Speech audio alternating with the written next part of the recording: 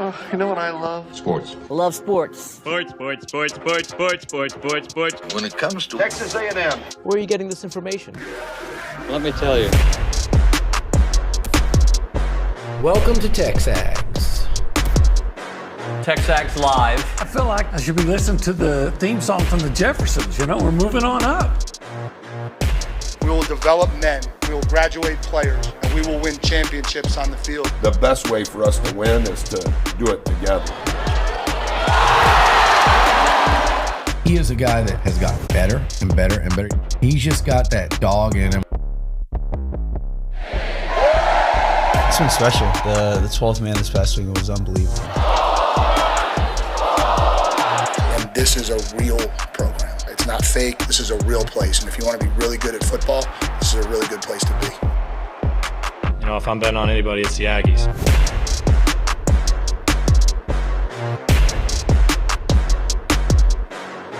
Buchanan? Yeah, Nuño. I kind of felt yesterday, right before the half, A&M was up. I don't know, was it 30 to 27, something like that, right? Uh-huh. And I was like, I don't like the vibe of this game. Even though they were winning, everything was going great. But the reason I didn't like the vibe of the game yesterday was because A&M had hit 7 3-pointers, something they typically don't do. Right. And I was like, that ain't sustainable, guys. And Kentucky started getting hot, but they weren't hot yet. And we knew that teams get hot shooting the 3-point shot against A&M, and it was just too much. And this is now a couple of games in a row where A&M gets beat on the rebounding side and just can't come up with the offense to get things done. All those things are true. Yep. I don't lie often. I was with you because Kentucky started like 1 of 11 from 3-pointers. You think, I just don't know that that's going to continue. I was hoping they were going to have one of those off nights, where you just don't make them. It's going to be one of those nights. And then A&M had to hit 7 threes, and the lead was sometimes 5 at 1.7, but then Jackson Robinson, former Aggie, hits that. I think it was Jackson Robinson hit that 3 that gave him the lead going into, and I'm like, it gave Buzz the look again. This doesn't feel good. And what was that about? I mean, every time Buzz was asked about Jackson, and he talked about what a great kid he was, great and parents, great family, and all this thing, and then the kid comes out and he's taunting the bench and he acting like he has an axe to grind and all this. I didn't get it, but the bottom line is, he was excellent last night, 22 points. It is, I don't want to call it a foregone conclusion, but it's, if you're a good 3-point shooter, you're probably going to hit threes against this team. And if you're an average 3-point shooter, you're going to get your opportunities. And if you're A&M, you're going to take a lot of threes. I thought you were going to say if you're a good 3-point shooter, you don't come to A&M. Oh, God. After they went 0 for 12 in the second half?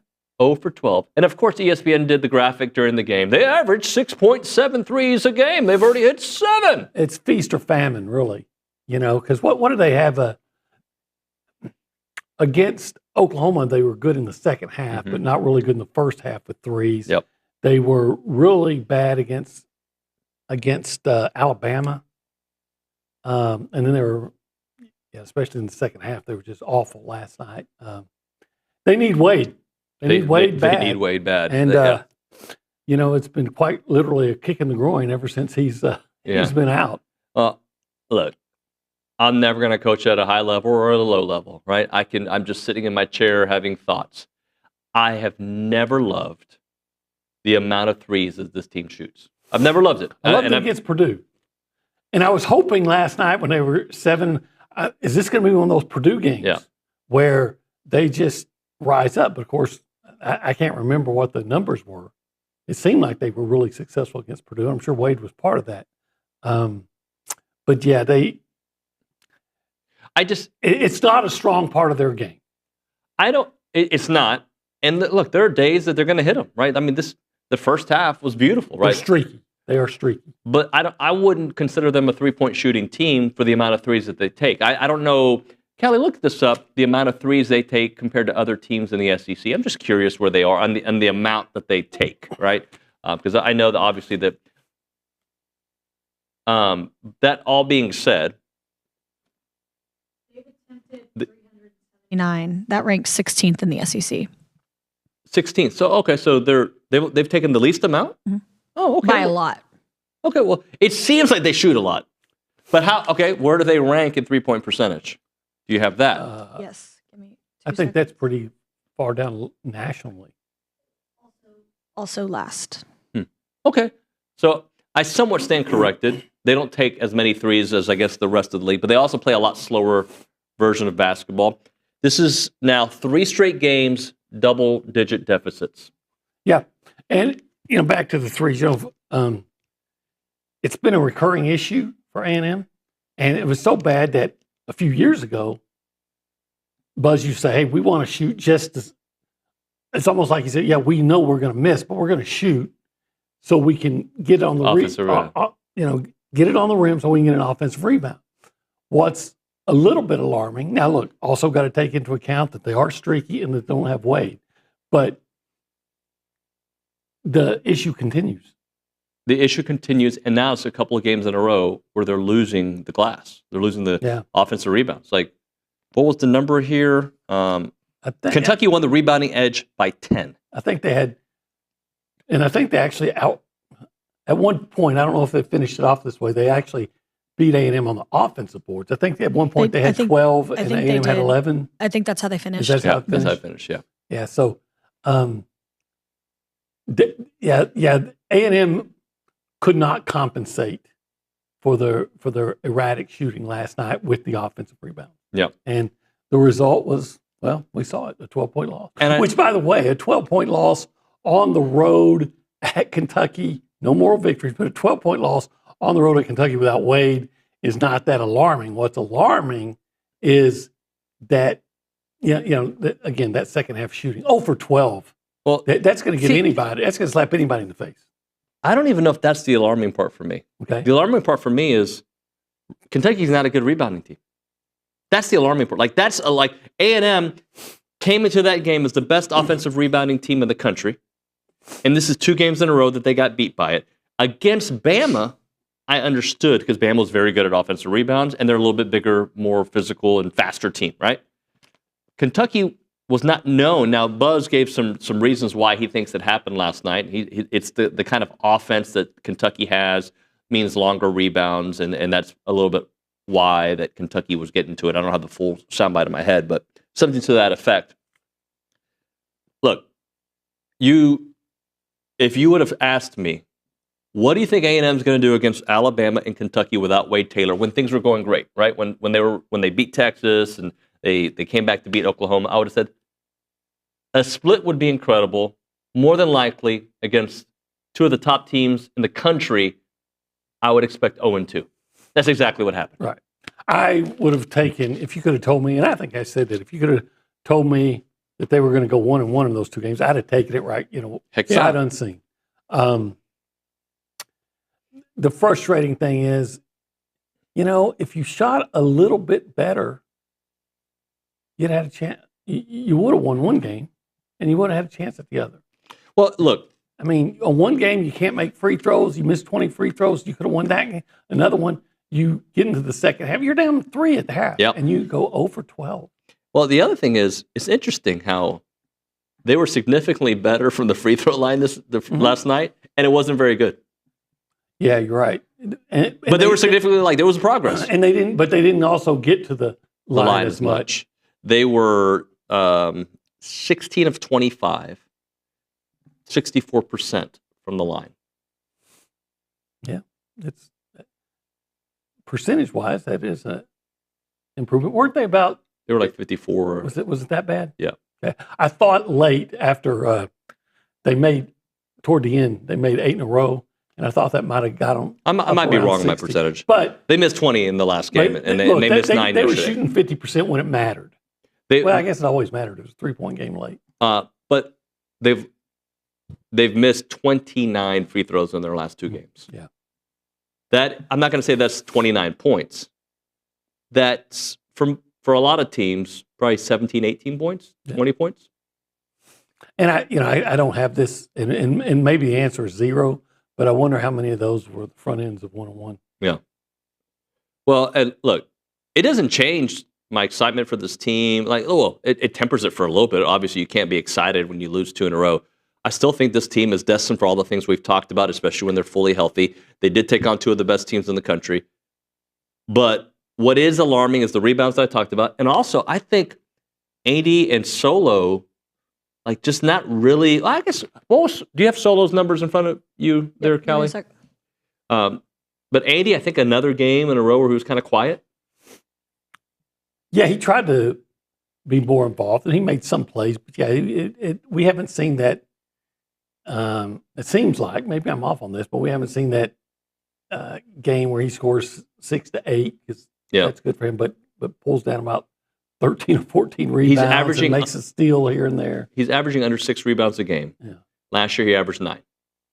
So, and we try to come up with reasons yesterday on the show of why. And part of it might be he's a little bit further back with Pharrell Payne in there. Like, he's not in the same position, potentially. Yeah, Solo had 4 points, 5 rebounds, and 2 steals, 1 block. Solid game. And what did Andy have? Andy had 5 points, 2 steals, 1 rebound on defense.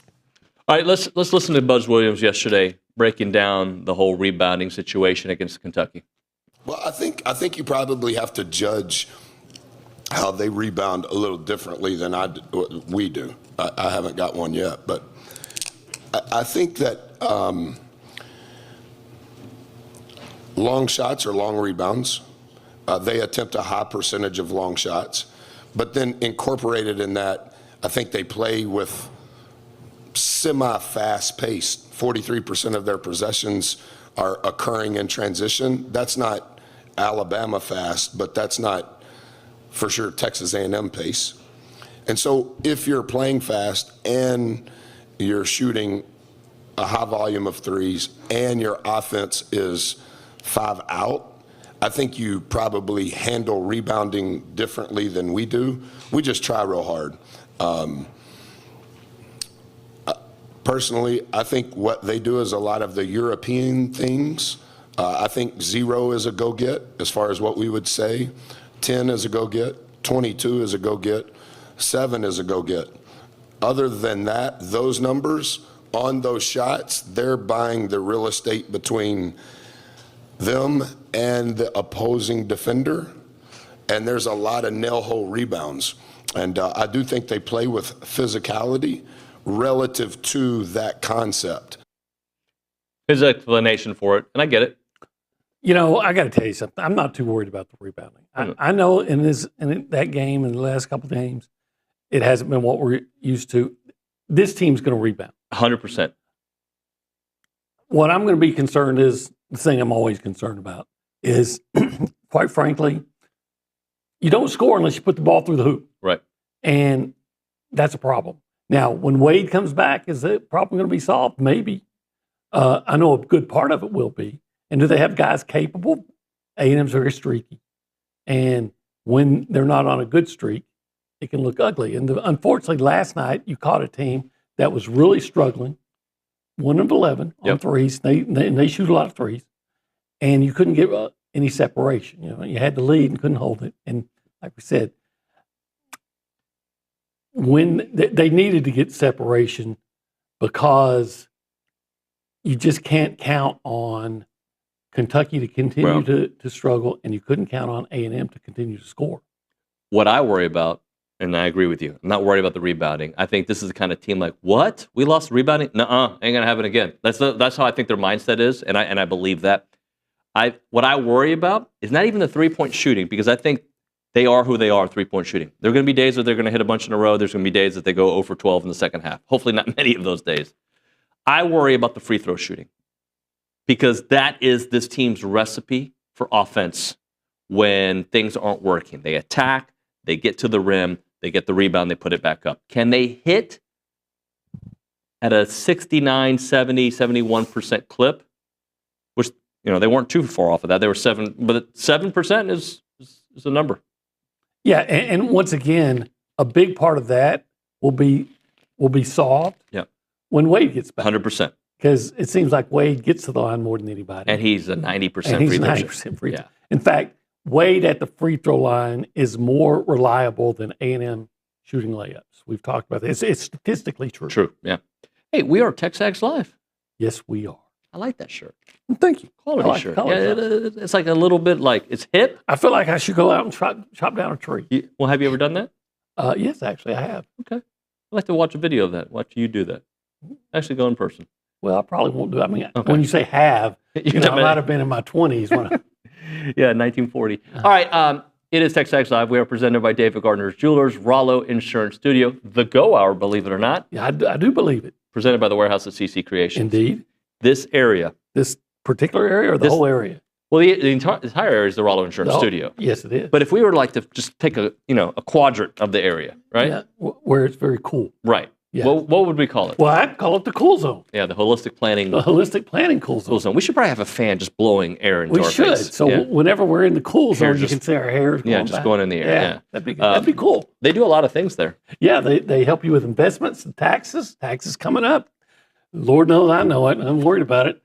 Estate planning. Yep.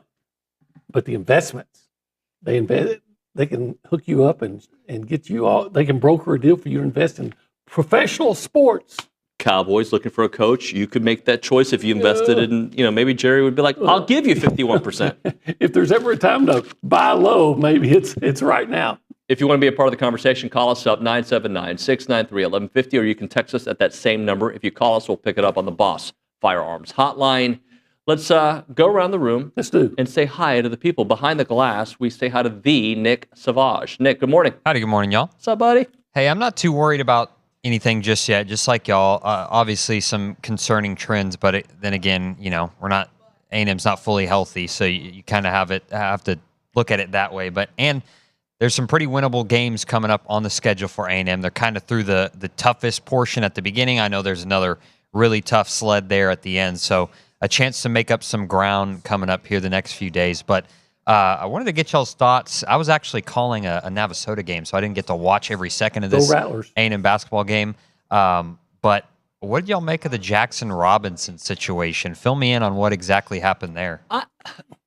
I think he was a little amped up, taking on his former coach and maybe some players. I don't know if you knew any of these players, but I just think it's, sometimes when you play basketball, trash talk and showboating is kind of part of the game. Yeah, but you think that once he got attacked, he would have calmed down. Yeah, it just seems to me like he has an axe to grind, and I wonder why. Yeah, I mean, he left here in what, 2020? 20? Yeah, after the 20 season.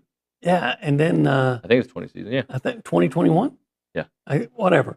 So it's been 4 years, and he's still upset about something. He went to Arkansas. He went to BYU, and now he's at Kentucky. Now he's at Kentucky.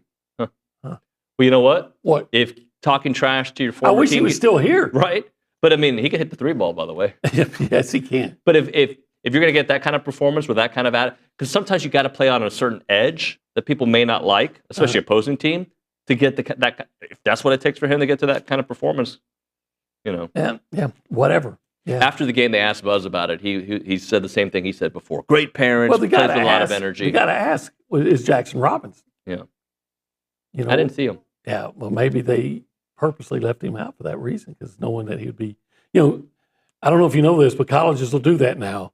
I don't want people asking about this, so we're going to make sure this guy's not available. Yeah, he can't talk. Hey, you're going to like this. Okay. We're going to give away a coffee. We haven't given away coffee in a while. Okay, let's give away some coffee. Coffee Talk, presented by TexAgs Coffee. Beat the hell out of mornings by going to texags.com/coffee.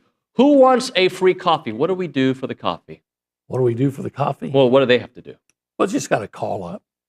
I say... But you have to be the right caller.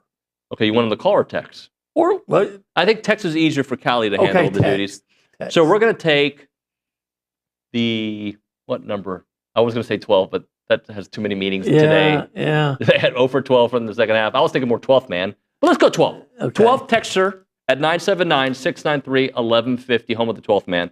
We will give a free bag of TexAgs coffee. We go to the Angry Elephant News and Social Center. We've heard from Callie Gardner, but now she's got the official report. All eyes on you, Callie. Good morning. Good morning. I do have the official report, starting with Texas A&M track and field. Ahmad Robinson and Alexander Solovyov earned the SEC weekly honors following their performances at the McFerrin-12 Degree Invitational in College Station last weekend. Robinson was named the SEC Men's Runner of the Week following his school record-breaking showing in the 300-meter where he ran a 32:34, which was really impressive. And Solovyov has secured his first honor of his career. Okay, I don't know him. This guy's got to be a thrower of some sort. He is a pole vaulter. Really? Okay. Your pronunciation of his name, phenomenal. Must thanks. be Russian. It's Russian. I looked Disciple of Sergei Bubka. Sergei Bubka, old school name right there. That's the only.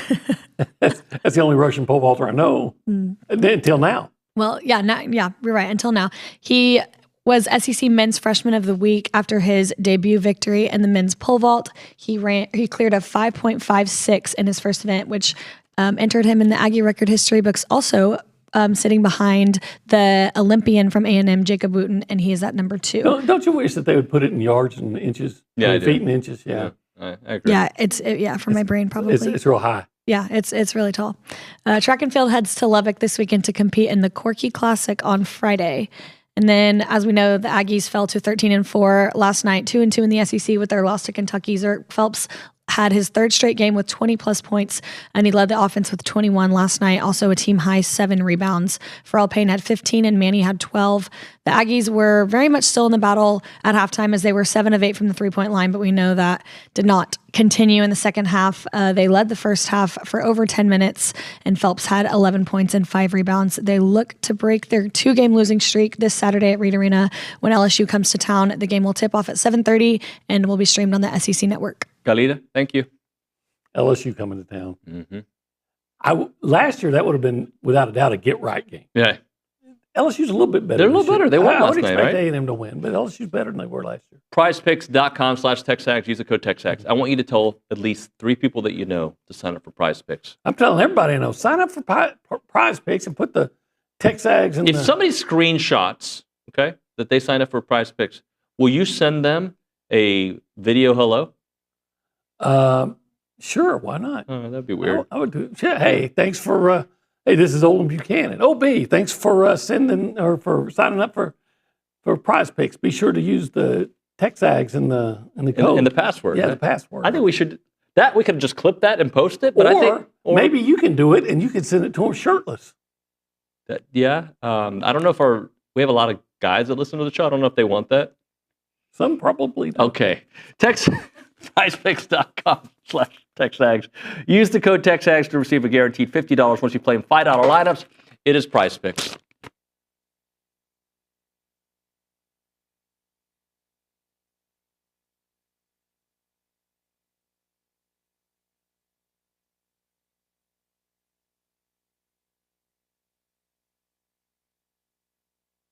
What's up, TexAgs? This commercial break is brought to you by my good friends over at Aggieland Chevrolet, the official automotive sponsor of TexAgs.com and me, Billy Lucci.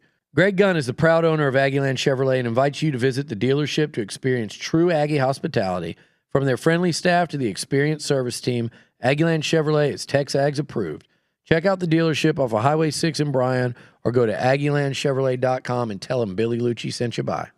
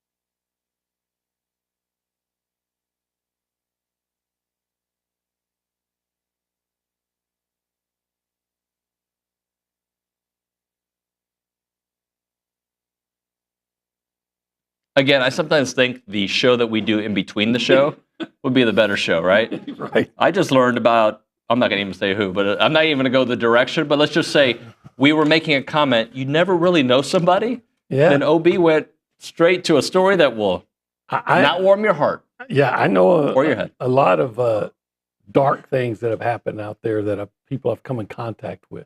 I once, and this is a different story, I once had a stalker. Come on, bro. I swear. And she stalked me and stalked me and stalked me. And this is the God's honest truth. One of the Golden Girls? No. Well, she might have been. Anyway, so Is this a true story? it's a true story. She stalked me. Finally, she kind of disappeared. One day, I'm flipping through the channels. This is like 2-3 years later. Yeah. I saw Court TV, and there she is on Court TV. She killed somebody. No way. All right. I'll tell you the name. Okay, I'm off going to Google it because I did Google the last thing you just told me, and it was true. So I'm going to have to Google this one. TexAgs Live. We are presented by David Gardner's Jewelers. We are in the Rollo Insurance Studio. OB. What? What are you laughing about? Just thinking that how silly it was that I had a stalker. Things happen.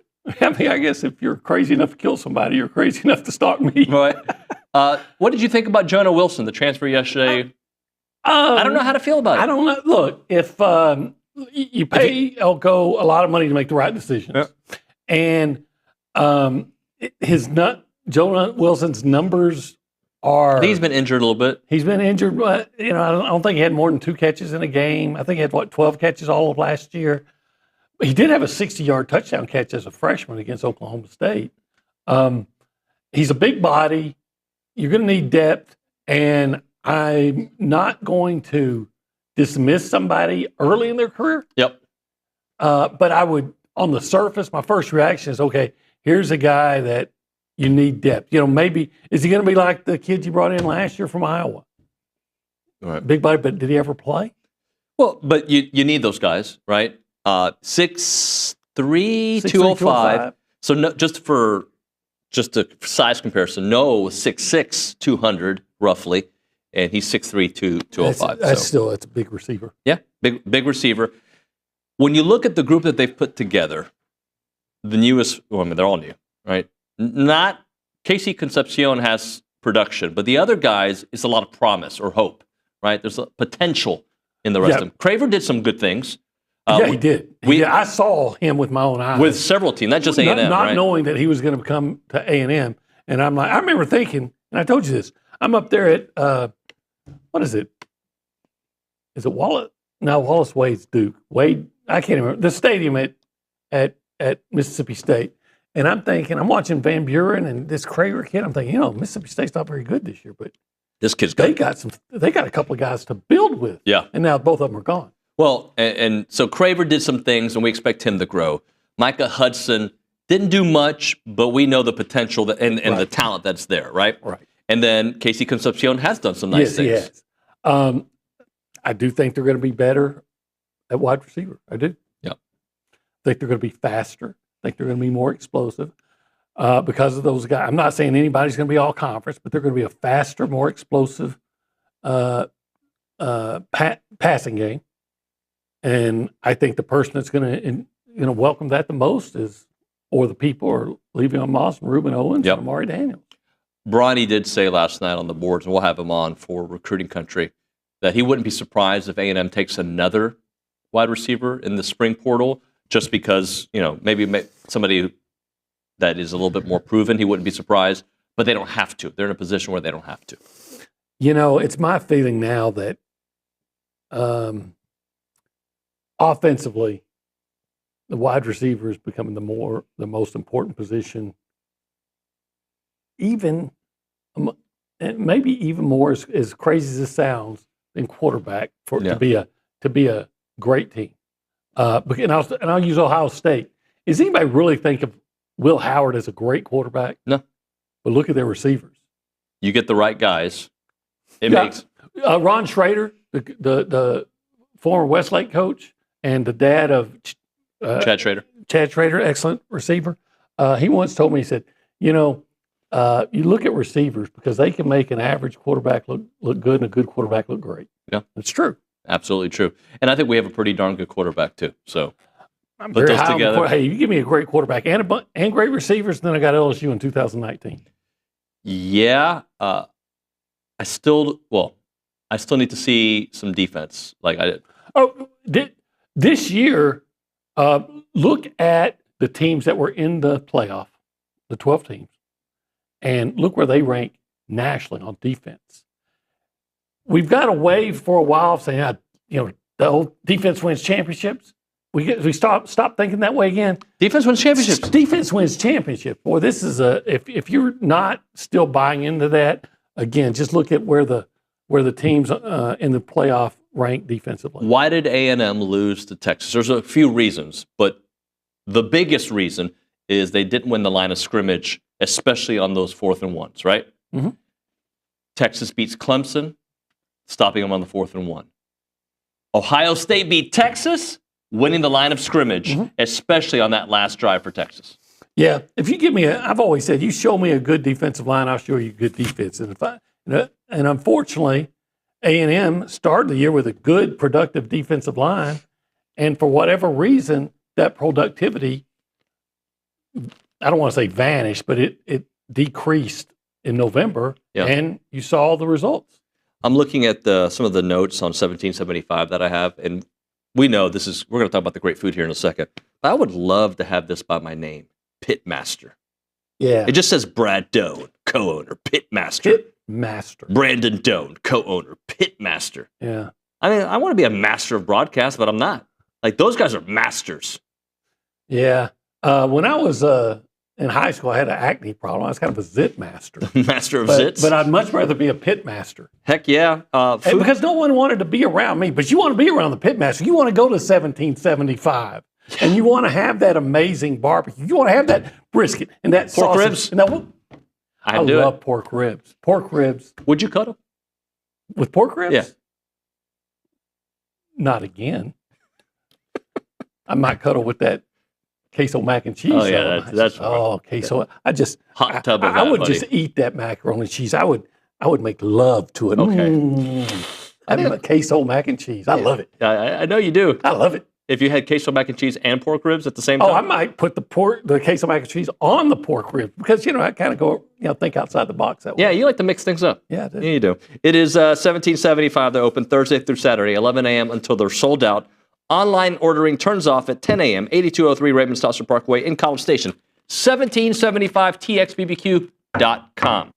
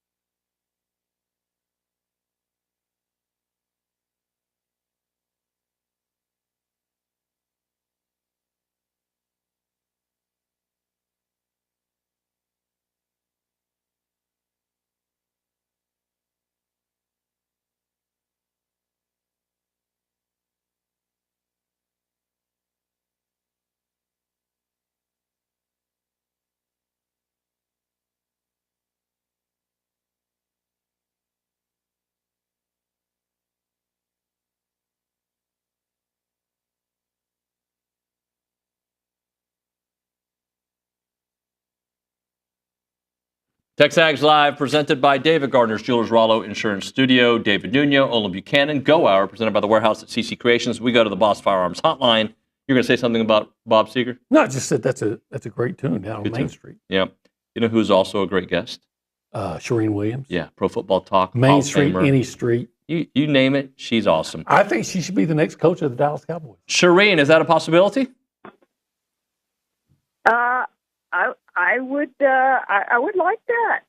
I would trust your judgment on play calling more than the buffoon that just left.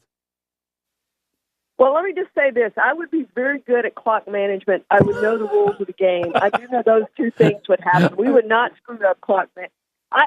I'm watching these playoff games, and I'm thinking, how in the world do you – Todd Bowles has got to be the worst clock management coach in the history of football. I just watch it, and I'm just befuddled about how you can be that bad at it. Get somebody to help you. I don't get it, but anyway, Charean, so what's the latest with the Cowboys coaching search? I know Kellen Moore addressed the opening. There's also reports of Deion maybe not interested, or maybe he is interested. Sark's name's been thrown out in the rumor mill, not necessarily from any outlets. How do you see the Cowboys going? Well, here's the thing. So Jerry doesn't pay off coaches, as we all know. This is the third time that he's done this. Garrett got the extension the first time. The second time, he parted ways with Garrett, and now this time, I think this was more Mike McCarthy walking away than Jerry walking away. Jerry tried to press him right up against the deadline and was going to offer him, a short-term deal. I think the plan was for Jason Witten to come on staff short-term with Mike McCarthy, whether that's 1 year or 2 years. And then Jason Witten, if he was ready, was going to take over the team. But McCarthy, I think, just decided he was tired of that and wasn't going to take a short-term deal and walked away. So a mutual parting of the two sides. So my point being, you talk about people that have buyouts. So Sark has a $6 million buyout. Forget what you read. I looked at the contract. It's a $6 million contract. It's $52 million or something. If they fire him, or if he, anyway, it's $6 million for him to leave and to go to a different team is $6 million. And Deion has an $8 million buyout. Who else were we talking about? Somebody else has a $10 million. Bill Belichick has a $10 million buyout. Okay, so in what world do we think that Jerry, who again doesn't fire coaches because he doesn't want to pay the rest of their salary for them not to coach his team, is going to pay a buyout, okay? So I had ruled out all of those, except Jane Slater from NFL Network presented something, and she put it on Twitter, and she called me last night, and I'm sort of buying into it now. She said, what if Jerry makes a deal with Netflix for however many $1 million to have a reality show about the Cowboys for the season, and that $8 million, Netflix is paying that $8 million, and Netflix is paying his salary. I'm like, yeah, I could see that happening. He's not just going to pay the $8 million, but if he's got some sort of deal like that, it absolutely could be Deion. But this is one that I'm hearing that Jerry is doing this completely on his own. Like, this is his hire. He's doing it. It's been very quiet.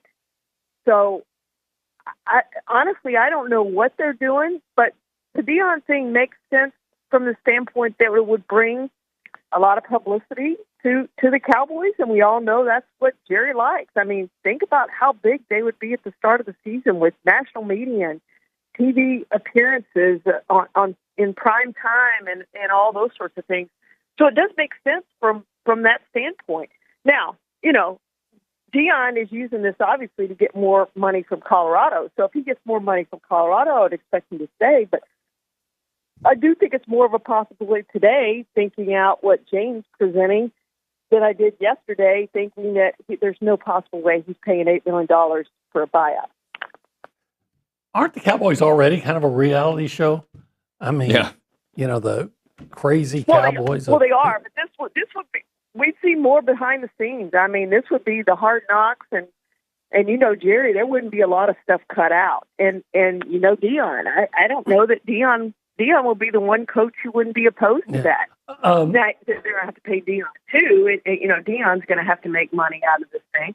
But from that, I could see that happen. I'm like, yeah, that absolutely could happen, and maybe the Cowboys would be even bigger than they are now. The winning, I don't know about. I don't know if they'd be any better. The on-field product would be any better, but they certainly would be followed even more because you get the behind-the-scenes look with Deion. You mentioned Jason Garrett. Maybe they want to bring him on and then groom him and all those things. I'm not Jason Garrett. I'm sorry, Jason Witten. God, forgive me for making that mistake. Am I just lost in the old days? Does anybody else, the owner, just coach name the coaching staff? Doesn't everywhere else the head coach actually hire his coaching staff? Yeah. Yeah, this is the one place where, you've seen it multiple times. They hired Jason Garrett before they hired Wade Phillips. They said, well, we don't know his role yet. He still could be the head coach. Mm-hmm. They hired him. Kellen Moore stayed on with Mike McCarthy. That's what happens here. There's no question about that. It's a different place. It's a unique place to coach. And unique. You have to know what you're getting into. The other scenario I could see, Olin, is they hire Pete Carroll, or a veteran coach. Doug Peterson's another one, a coach who's a veteran coach, and have him on a short-term deal and tell him that he's getting Jason Witten on staff, and you're going to groom Jason Witten to be the next head coach of the Cowboys. Pete Carroll would make the most sense considering his age. He's, 72 now, I think. And we're going to have you in short-term, and you're going to groom Jason Witten to take over the team. And I could see that one happening. Who knows what they're going to end up with, but it's going to be, if you look at the 8 head coaches that Jerry has hired in his career, 4 of them had ties to the Cowboys or to Jerry. So Jimmy Johnson, Barry Switzer, Dave Campo, Jason Garrett. So they all had ties to Cowboys or Jerry. And then 4 head coaches that he hired were previous head coaches. Ken Gailey was twice a head coach in college, Stanford, not Stanford, and somewhere else. And he coached in the Europe. He was head coach of the World Europe League, whatever it was called at that time. He had 2 or 3 different names, but the Europe League. He was a head coach there, so he was Ken Gailey was the closest that Jerry came to hiring somebody that was a hot coordinator prospect who didn't have a ton of head coaching experience. But that's not what they do. So to think they're going to go hire Ben Johnson, that's not going to happen. Now, they obviously do have familiarity with Aaron Glenn and Kellen Moore. So those are names probably to watch as well. That's not going to surprise me if it's one of those coaches. Charean, can you tell me what happened with Deontay Johnson and the Texans and maybe some of the backstory before? Because, he was already cut from the Ravens earlier this year. Yeah, it's part of who he is and why he's been cut 3 times this season. And it's because, he wants a bigger role than what teams are giving him, and he's not happy with that role. And he apparently wasn't happy after the game on Saturday when the Texans won, and visibly upset according to reports, and they had to calm him down. And that's not what you do after a win. When your team wins, and he obviously doesn't know all of the playbook. He didn't know the plays on the field, and so they decided to move on, like the 2 teams before them decided to move on from Deontay Johnson. So it's unfortunate because they had hoped that he could step in from, and help them with the 2 injuries that they've had in Tank Dale and Stephon Diggs this year, who were out for the season, that he could step in and help. But obviously that wasn't in his plans. And so he did what he did, and he's now out of the league. And it's so unfortunate. We see so many of these players who have so much talent, and yet, it never comes to fruition on the field because of off-the-field stuff, not being able to learn the playbook and not being a good teammate and doing all the things that you need to do to be a successful NFL player or college player for that matter. We just saw the Cook kid get kicked off at the University of Washington after, 3 weeks or something after getting kicked out of Texas. So you see it, and it's unfortunate, and you wish these guys could use their talent and be good players, because it's really a waste. Charean, great stuff. Thank you so much. Thank you, guys. Charean Williams there on the Boss Firearms Hotline. She left me depressed. She was talking about the whole coaching situation. You wouldn't want Pete Carroll? Yeah, I want a guy that gets to the Super Bowl and has 1 yard away with the best running back in the league and throws and allows his offense coordinator to throw a slant when everybody's bunched up. Right. Right? Yeah, that's the coach I want. That's the one you want. All right, we'll hit a break. Maybe more from OB on this one. We're looking for a reason to move back to Aggie land.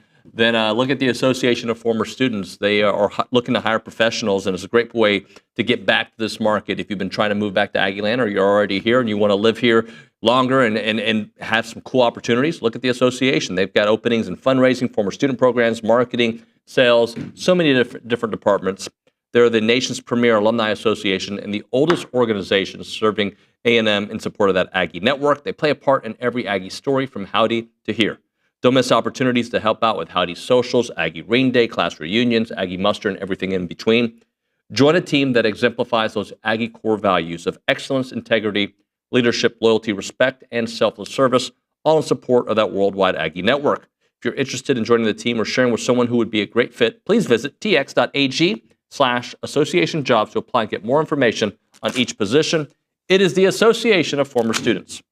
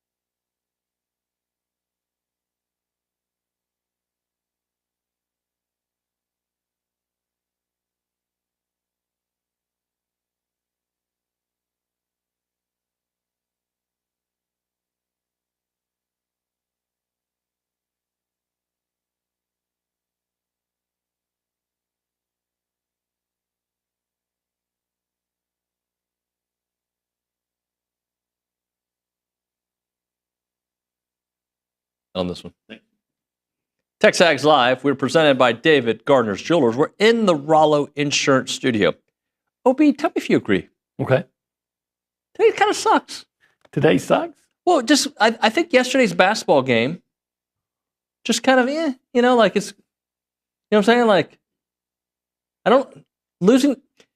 we have seen, unfortunately, not often, but a couple times, a really good A&M sports team get an injury to a player that matters, of substance. And I'm not saying this WED injury is going to derail the season, because I think he's going to come back soon and help out a lot. But, I just want the good times to keep coming. I want them to come back. And I think they're going to. I think it's going to be more like the injury to Braden Montgomery, except that Wade's going to come back. Right. But when you lost, people are going to step up and have, and they still almost won a national championship. I'm going to say that A&M's going to almost win a national championship. Look, if they'd be and Callie was quick to correct me about my statement on LSU last year, because they did beat A&M the first game. Yeah, but you beat LSU on Saturday, and you feel good again. And you feel good about it. And look, at my age, every day you feel good. If you're every day above ground is a good day. Nick, I know we only got a few seconds. Show me that schedule again, because these are very winnable games here. Ole Miss is going to be tough. LSU at Ole Miss is going to be tough. At Texas is going to be tough. They're all going to be tough. It's the SEC, baby. Missouri beat Oklahoma's not even Florida in the top 25 anymore. So, yeah. OB, I'm not going to see you for a couple days. You're heading out? I'm heading out to play some kickball? Yeah, I'm going to play some kickball. Yeah, I'm going to go to Florida after the show. So, all right. Thanks, buddy. After the show today. After the show today. Annalise and I are Safe flying. travels. Thank you very much. When we come back, John Harris, TexAgs Live.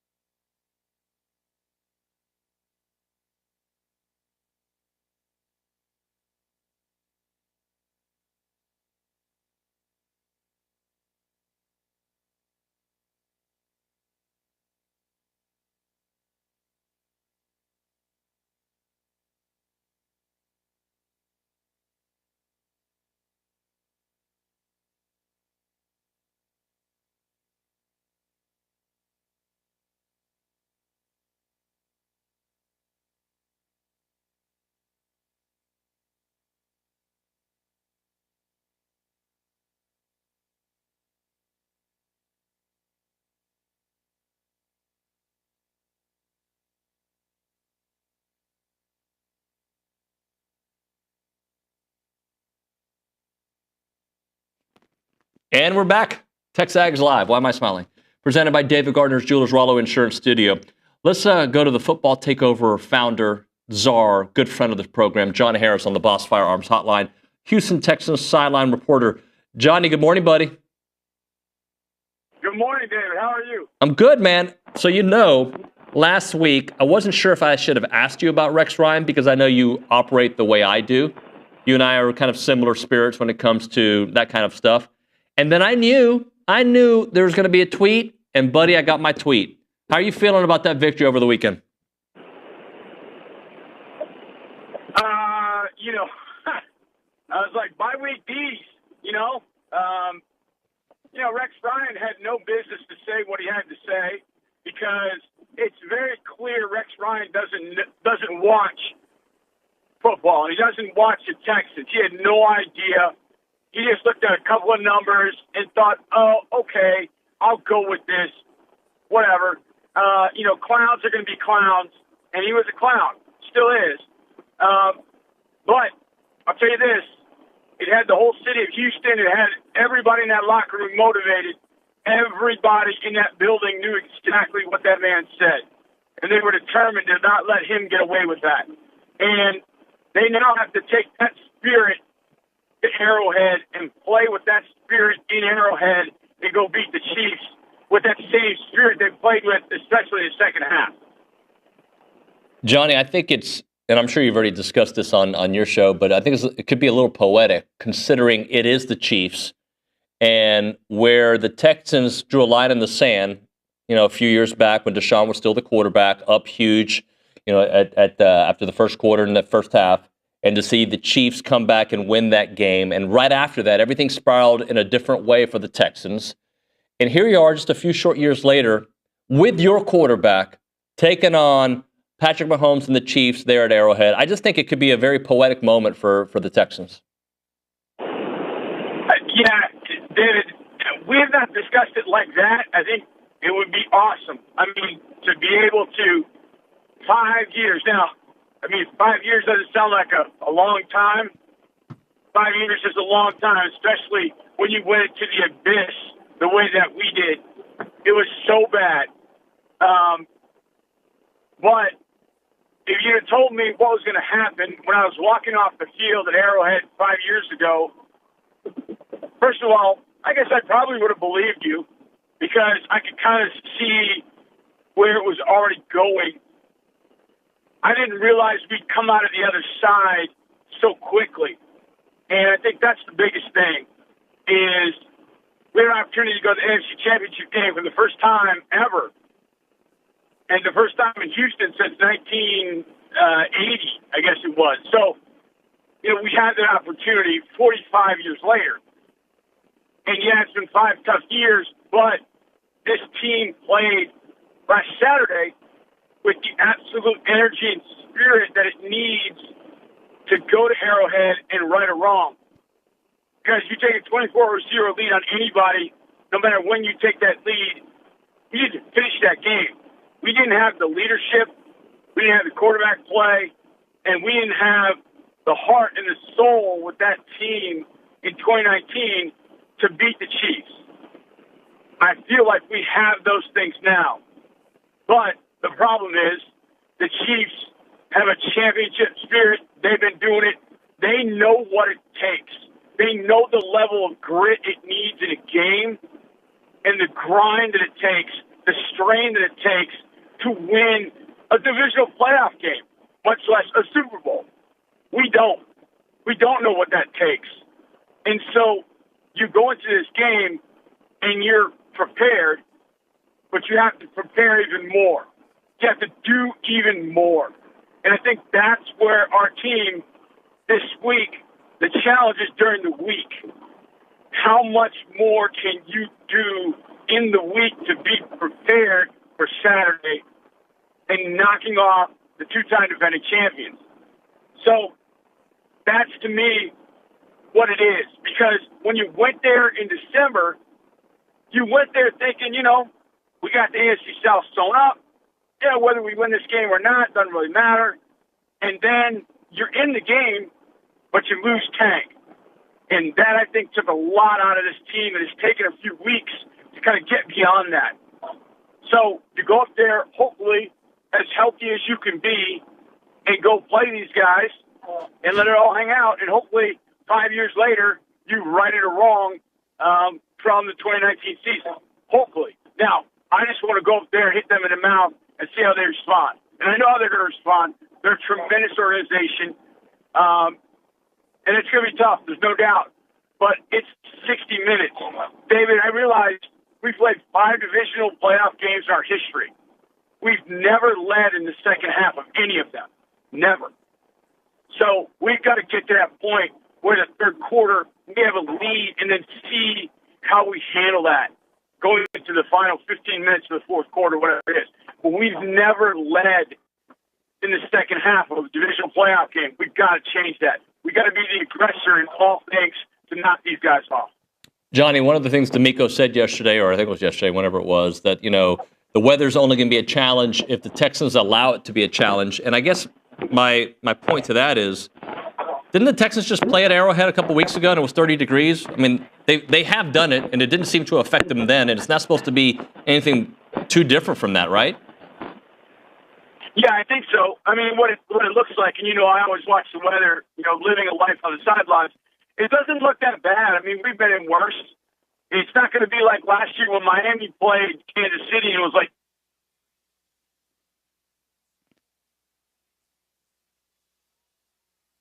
did we lose John Harris? We might have lost John Harris. Yeah, we'll try him again here in a moment. But look, the Texans played on Christmas Day against the Chiefs, and, they were in that game, and it was 30 degrees. I think it's supposed to be 27 degrees this upcoming weekend. So, look, that's not fun, but, I mean, they can figure that part out. I'm not worried about the Texans in that environment. I am worried about taking on the Chiefs because, as John said, the championship, not only championship mentality, they just know how to do it. There's no panic. They have the best quarterback in the game. They have the coach who's figured it out, obviously. Like, to me, that's an easy one for the Chiefs just to put it in, not autopilot, but they just know what it takes to get it done. No doubt about that. The other thing I wanted to ask John, if we're able to get him on the show again, is his version of the Deontay Johnson story, because it is weird to have a guy that is a player that you need on your roster. We got Johnny back, so let me go to it. Boss Firearms Hotline, John Harris. You back there, buddy? yeah, sorry about that. I don't know what happened. My phone just said, you're done talking. I'm like, okay. So you were finishing up your thoughts. Johnny, I don't think weather's at this level, at this point of the season, unless it's like historic-like conditions, it is what it is. You just go play and get it done. Yeah, I think the media makes more of it than the players and the team do, if I'm being honest. I think the players and the team are like, all right, we got heated benches, we've got big parkas, we got gloves, we're fine. I think the media makes more of it, especially Houston media, because they're like, oh, we got to go out and play in 30-degree weather. Like, all right, I mean, I don't care. For me, I'm fine. And I think the team is fine. I think everybody just makes too much of it, if I'm being honest. But they get to sit up in a glassed-in press box, so, quit your bitching. Just, go play. And the team doesn't complain about it. That's the thing. The team doesn't complain about it at all. They just, all right, it's 30 degrees. What do we got to bring? Darwin, who runs our equipment, he's got, like, boxes of parkas and hats and gloves and heaters and all that. It is what it is. Look, our quarterback played at Ohio State. He's played in snow. Our key wide receiver, Nico Collins, played in Michigan. He's played in this stuff. So it's not like, it's any big deal. You just got to deal with it and go play. And guess who's not going to complain about it? The other guys. Those guys over there have played in crap weather, too, and they've won games in that weather. So they ain't going to complain about it. They're champions. You're not going to complain about it. You got to go ball out and get ball right, as D'Amico says. Johnny, I don't know if you remember, we were on the sidelines together in Foxborough in 2017. I think that was the Brock Osweiler game. They actually played pretty well, if I remember correctly. Texans ended up losing. But that was a game where I think I forgot to pack a really good jacket, and it was in the 20s, and I was in a suit, and I was frozen, and we were doing a pregame show. I could barely speak. So if you don't come prepared, even the media can struggle in those environments, Johnny. Don't get me wrong, man. I've been down on the sidelines without the right things too, and it's not the easiest. And look, part of the reason why I want to do a phone call today as opposed to Zoom is I've got kind of a Bell's palsy episode going, so my face is kind of all jacked up, and in the cold, your jaw and your face can start kind of freezing up, and so you almost have to use one hand to hold the mic and the other to kind of move your jaw and make sure it's moving. And so I kind of got to, kind of double whammy. I got to make sure I get rid of this thing before Saturday and then deal with the cold and kind of just massage my jaw and make sure I can talk like a regular human being to be on the broadcast. So, yeah, I mean, if you're not prepared for it, then it'll kick you right in the nuts. And it'll be a long afternoon, no doubt. But, it's funny because that game that you went to, David, it was 24-16. We were a 16-point underdog. And we had the ball to start the fourth quarter down by 8. And I'm like, oh, my God, could we do this? And the very first play, Brock threw an interception. And then, of course, hopes were doused at that point. But, we've been an underdog 8 points or more in every divisional playoff round. So to get some respect, we got to go gain it. We got to go rip it away from them and, make a point on Saturday that we deserve to be in this game against the Chiefs. And hopefully we'll do that, cold weather or not. Johnny, can you give me I don't know what you're allowed to say. I know you're with the organization, but the Deontay Johnson situation, just moving on because I guess he was complaining a little bit too much and it just wasn't worth it at this point of the season, correct? Yeah, that's as simple as that, David. You brought him in and, I don't want to use the whole zero tolerance or whatever. But my guess is after what happened with Pittsburgh, what happened with Carolina, what happened with Baltimore, you sit him down and say, hey, we're going to claim you, but we can't have any of that. Okay, I'm good. I'll be on best behavior. And all of a sudden, it happens where you are not happy about something and you can't control your emotions and it's time to move on. It's simple as that. Yep. Talking to John Harris on the Boss Firearms Hotline. It is TexAgs Live presented by David Gardner's Jewelers. Mike Vrabel, a guy we both know. He was awesome, my interaction with him. What do you think about him going back home, being with the Patriots, being the main guy? Do you think it's going to work out for him there?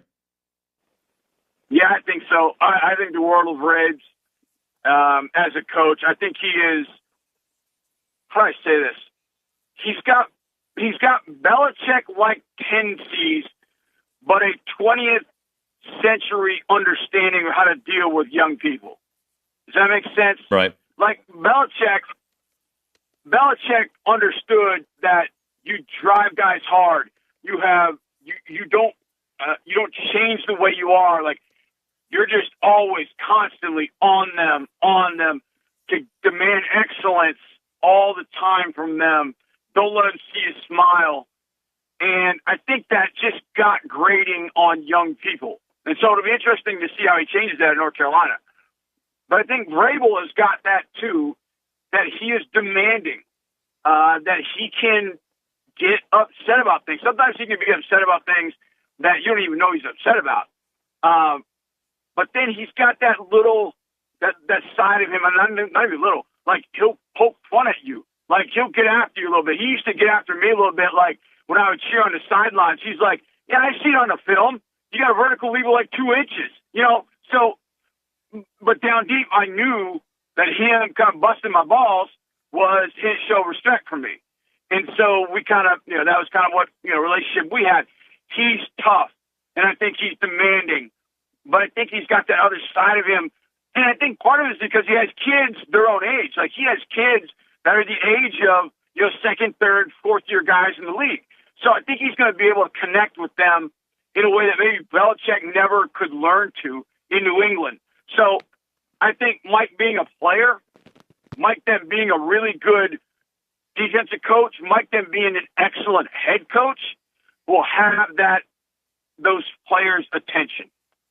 And if they don't like it, they're going to be gone. And he'll get guys that will do it the way he wants. And I remember one time we went to go play them. I can't remember what year it was. And I looked across. He had like 7 or 8 former Texans. And I remember thinking, I talked to one of them, like, dang, man, you guys are Houston North. And he's like, Braves just wants guys that will play hard and know what they're doing, that he can trust. And he trusts us. And I thought that was a pretty on point comment And it'll be interesting to see what he does, whether he brings a lot of Titans with him and all that kind of stuff. But he's going to find players that he trusts. D'Amico calls it the swarm mentality in Houston. I don't know what Vrabel ever called it. Do your job mentality. I don't know. But there's a certain mentality that he's looking for, too. And if he finds it, New England's going to get back, maybe not the Belichick status, but New England's going to get back pretty soon in the next 2-3 years of being in power back in the AFC. John, I can't let you go without talking about college football playoffs. Notre Dame, Ohio State, two teams that, I think the theme this week that I've been kind of thinking about is the two teams that in the last few years wouldn't have made the playoffs, both in the finals, both teams that I think have different kind of resumes. Ohio State certainly turned it on after the Michigan game, and Notre Dame had the one blip on the radar, which was the second week of the season after they beat A&M, losing to Northern Illinois. And now they're in the championship game. Yeah, it's been fascinating to watch both teams. I think Notre Dame has gotten better every single week from that Northern Illinois game. And to me, what that says is great coaching. They've lost two of their best defensive players. They're playing a bunch of inexperienced offensive linemen, and they're getting it done. That is Marcus Freeman and his coaching staff and style beautifully. It is fantastic to watch them play. They do things right. Like as a former coach, I watch them and go, dang, that's good. I like that. He's got them ready to go. He's pushing the right buttons. It reminds me of Billy Donovan when Billy Donovan was at Florida. Billy Donovan would do the same thing. You knew he played in the league. He was a great player. But he was smart. He was tough. He played for Pitino. But he got good players to play great together. And then when he got great players to sing the symphony that was just awesome. And I kind of feel that way of Freeman. I feel like he's got good players that he's getting to play great together. Ryan Day's got a collection of independent contractors that he's getting to play as a team a lot of the time. Not all the time, but a lot of the time. And when they hit the right notes, each of them together, there ain't nobody beating them. But Texas showed the other day that Ohio State listened to a lot of press clippings. Jeremiah Smith is the greatest football player ever. And Texas kind of hit them in the mouth. I just don't know that Texas is as well coached as Notre Dame, but I don't think Notre Dame is as talented physically as Texas is. So I think Ohio State's going to win this thing. I think it's going to be a really good football game because Marcus Freeman will keep the Irish in it. But in the end, Ohio State is just too talented to keep them from winning. And I wonder at that point how Ohio State fan will feel. Oh, we can't beat Michigan, but we can win the national championship. So what's more important, winning the game or winning the natty? So I think Ohio State is going to win this thing. I think it'll be close in the first half. Third quarter, you'll start to see some moving away, and then it'll be one turnover that'll just kind of change the thing in the fourth quarter. And I think Ohio State will win this by 10-14. Johnny, so let's say Ryan Day gets that national championship, okay? Will he get the same kind of treatment that Jim Tressel got afterwards? I'm not talking about the scandals or, the issues with the program. I'm just saying, is one going to be enough for him to have the name that, because they've come after him the last couple of years, and for good reason?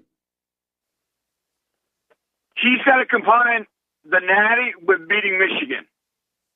Jim Tressel beat Michigan every year. He's got to combine the natty with beating Michigan. And until he does that, until he takes back over the rivalry, then Ryan Day will always kind of be on the hot seat, if you will. Even though he's won a national championship, that rivalry means that much. He's got to turn that around, and then he'll start getting Tressel kind of love. Right now, he's just kind of like, yeah, but he can't beat Michigan. Yeah, but he can win a national championship. Yeah, but he can't beat Michigan. Tressel beat Michigan and won a national championship. So that's the way a lot of Buckeye fans feel. So I would imagine, winning a national championship is going to be great. It's going to take the critics back a bit. But lose to Michigan a fifth time in a row, and they'll be right back up where they were at the end of this year, next year. But I think Ohio State will win this thing. Then they'll get on a run of beating Michigan in the next few years. And then all of a sudden, Ryan Day will be the guy that Ohio State fans are like, we've always loved this guy. We've always been in his corner. No, you haven't. he's just won enough to get your attention. I thought, CJ's talked about Ryan Day and how much he learned from Ryan Day. Ryan Day's a good football coach. Really is. To win a national championship is really hard. There are only two coaches in college football that have them. Dabo and Kirby. That's it. So to get a national championship is really hard. I guess to beat Michigan is pretty hard too. But if you can get the national championship and knock that off, that'll buy him some time until you can beat Michigan next November, and then all will be good in Buckeye land, and they'll be back to being obnoxious like they always are. Johnny, have a great weekend, brother. Talk to you soon. Yeah, man. Love you, brother. Love you, bro. My guy, John Harris on the Boss Firearms Hotline. When we come back on TexAgs Live, Pat Henry, we got a lot to talk about. Indoor track and field stuff going on right now. Before that, we're talking bird dog. You guys know that I went on my first hunt back in November. They set it all up for me. It was awesome. If you're a seasoned hunter, brand new hunter, they're the ones to set up all these awesome hunts for you. They're an Airbnb for hunters and also for landowners. They can take great care of you. And they want you to know that they're helping landowners make money on their land. And this is because they're helping them find their aggregate tax benefits. Most of you know about ag exemption and wildlife, but there's so many more opportunities out there that you don't know about.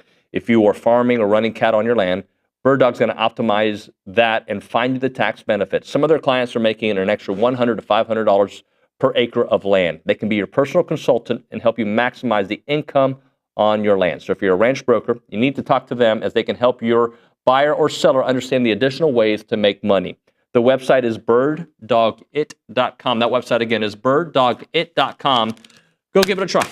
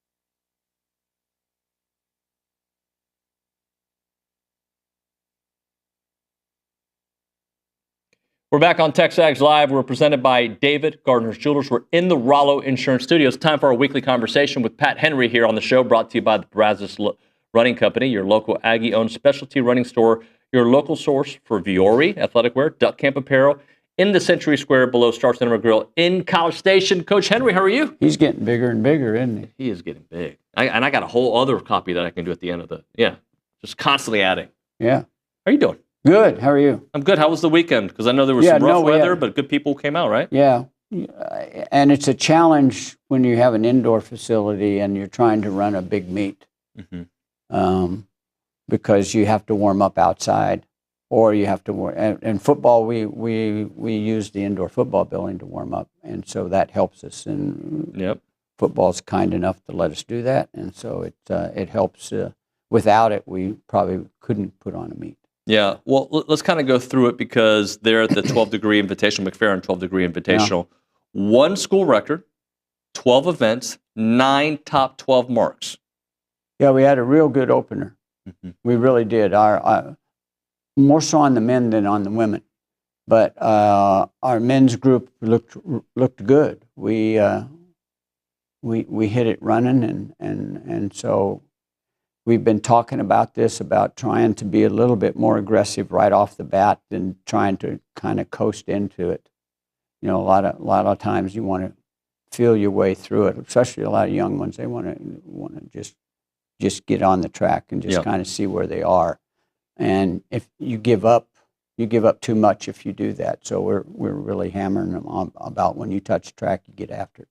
Yeah, it's interesting that the process, right, to get you right. You can't go 150 miles an hour day one and expect it to be able to be at your best at the end of the season, right? So, like, there is a balance. I mean, race day, of course, you're all out, but that process of getting you there. Yeah, well, a lot of that's mental. That mental stuff. It's a mental ladder. You got to climb that ladder. Each week's got to be a little bit different. What you learned the week before about your abilities at right now is what it's all about, and you got to be able to do that for yourself. You know, if you're a distance runner and know that at 1,200 meters you can't quite handle that pace, you got to figure that out, and you got to go out and try to figure out what you can handle. And if you can't do that, then you have problems. You have to be able to go out and test yourself and figure out where you are, even if you fail. If you fail, then that's fine. It's a rehearsal, because we don't keep a season record, as you know. No, it doesn't make any difference at the end of the year what you did the first meet of the year, except for your personal. But we have to be ready to hit it at the SEC championship, and then maybe you get the NCAA. Well, we had a mod in studio. I think Allie talked to him on Monday. 300-meter school record, 32:34. Yeah. Number 3 performer in NCAA history. Yeah. National Men's Athlete of the Week. Yeah. SEC Men's Runner of the Week. And I can keep going. Yeah. No, but it was an outstanding effort. We don't run 300 meters very often. When the Big 12. When the A&M was in the Big 12, Big 12 will run they'll run a couple different events indoors that the SEC we don't run, thank goodness. But every once in a while we'll run an event. And so we ran a 300, and Ahmad is a special talent, and he really ran well. Yeah, he certainly did. Tell me a little bit about him, the person, the man that he is. He's a very unassuming guy. You know, if you were in studio with him, I mean, he's not very big. You know, he's not great in the weight room. He trains well, but he could train better. But boy, on meet day, he's a different animal.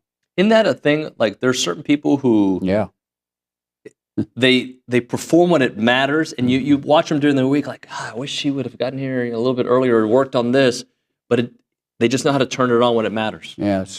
What's the basketball guy says? Practice. Right. What do you mean practice? Allen Iverson. It's about Saturday. Yeah. You know, and that, that's the kind of guy he is. Although I'm pushing him every workout to try to get, because I work with him directly. if he will just continue to try to push a little bit harder in training, he's going to be better. Alexander Soloviev? Yeah. I said it right? Right on the money. Oh, money in the power. Men's pole vault debut win, was it 18-3? 18-3 is, we had anybody go 18-3 around here in a long time. Right. And as a freshman, he hits it right off the bat. He is a great talent. He's a Russian, new. Yeah. I've never had a kid from Russia on the team. You know, we have about 6 internationals on our team. We have 110 people, but we have about 6 internationals on the team, him being one of them now. He's real good. He's going to help us a lot. Yeah, and I'm looking at some of these other notes about him. SEC Freshman of the Week, number 2 all-time in event behind only Olympian Jacob Wooten. Excuse me. Yeah. Yeah. I mean, really, 18. They train together, don't they? A little bit. Yeah. 18-3 is a huge vault. I mean, that's well, he leads the country right now too. So, but he'll be challenged. Yeah. He'll be challenged big time. I mean, those guys are going to jump probably 18-10, win the meet. It's going to be big. What about the 4x400 relay? Finished first, 3:05.8. Currently number 1 in the nation. Yeah, we have a good returning group. We won the national meet last year, so we have a good returning group off of that. But this time of year, I'm looking back at some things. Very seldom have we ever run 3:05 this early. So it's a good indication that this is going to be a good group of people. Arizona State had a great group here as well. So, and they were right with us. So it was a good challenge. So we kind of got the best out of ourselves. And on the female side of things, you need to see some progress. Yeah, but our 4x4 ran pretty well. We got beat, but we ran well. Yeah, I mean, you're exactly right. We've got to see some better efforts and some better things happen. And just kind of remind the audience your philosophy with indoor and how it's so important, and it also serves as a preparation for the next phase. Yeah, indoors to get ready for outdoor. It used to be more prevalent. That attitude about it was a little bit more prevalent. But indoor has turned into bigger and bigger and bigger sport. If you think about it, how many people live in cold weather? And there's a huge population of our country that lives in cold weather. So indoor track is very, very important to those people. And it's just kind of drifted towards the south. We have great facilities, although in the south, and I mean, there are great facilities up north. But so, the sport gets bigger and bigger indoors. Yeah. All the time. And the SEC is very dominant. So we're warm weather, but we're very dominant in the sport. And if I remember correctly, you all are hosting the SEC championships. We host it this year. Yeah. And for people, if you want to come to a track meet, if you don't really understand the sport, you just kind of don't want to go, but because you don't understand it, come. You'll understand it. You can't not understand it. It's pretty pure. It's run, jump, throw, and it'll be the best track meet probably in the world this year of team trying to beat another team. You're not going to ever see something as good as you will the SEC. Talk to me about the Corky Classic in Lubbock. Yeah. Corky Oglesby was their head coach for a long time. It was a friend. I coached out in West Texas for a while, and so I knew Corky. And he's passed away now, but they've named the meet after him. So we go to Lubbock this weekend for that meet, and there's probably 20 institutions there. We're going to get some people from all over the country there. So it'll be a very, very competitive situation. Coach Henry, thank you, sir. Appreciate you. Yeah, thank you. Well, before I let you go, what do we have after Corky? We're home. Home. We have a home meet here. Charlie Thomas. Charlie Thomas, big one. Yeah. Thank you very much, sir. Yeah, appreciate you. We're going to hit a break here. When we come back on TexAgs Live, we'll have Tom Schuberth on Zoom talk about the game last night. Unfortunately, Aggies dropped that one. We'll get into that in the next 3 minutes. It's TexAgs Live.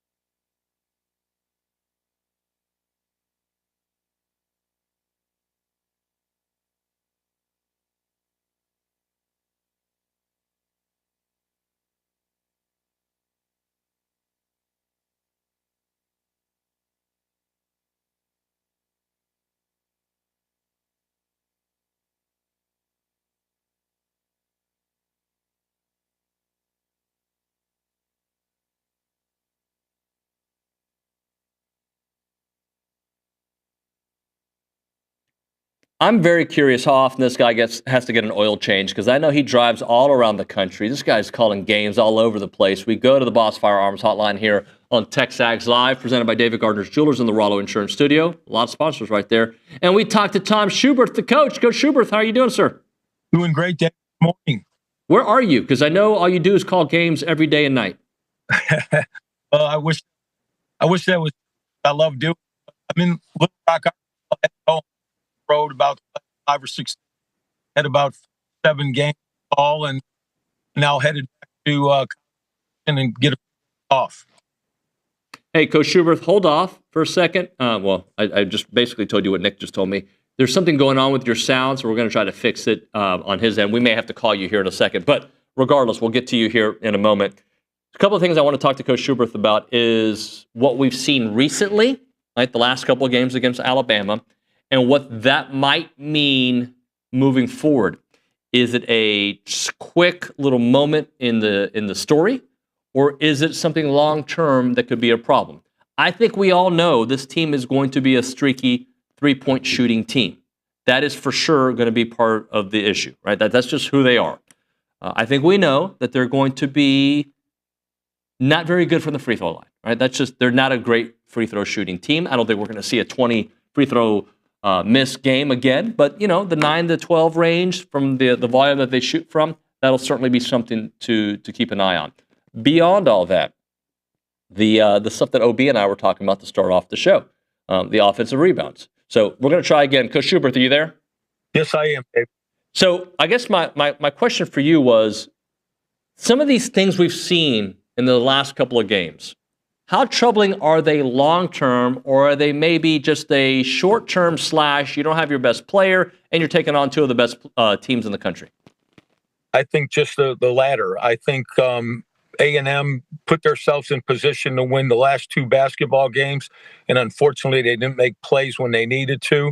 But, ironically, the game before, when they're at Oklahoma, they make timely plays and they come away with a win.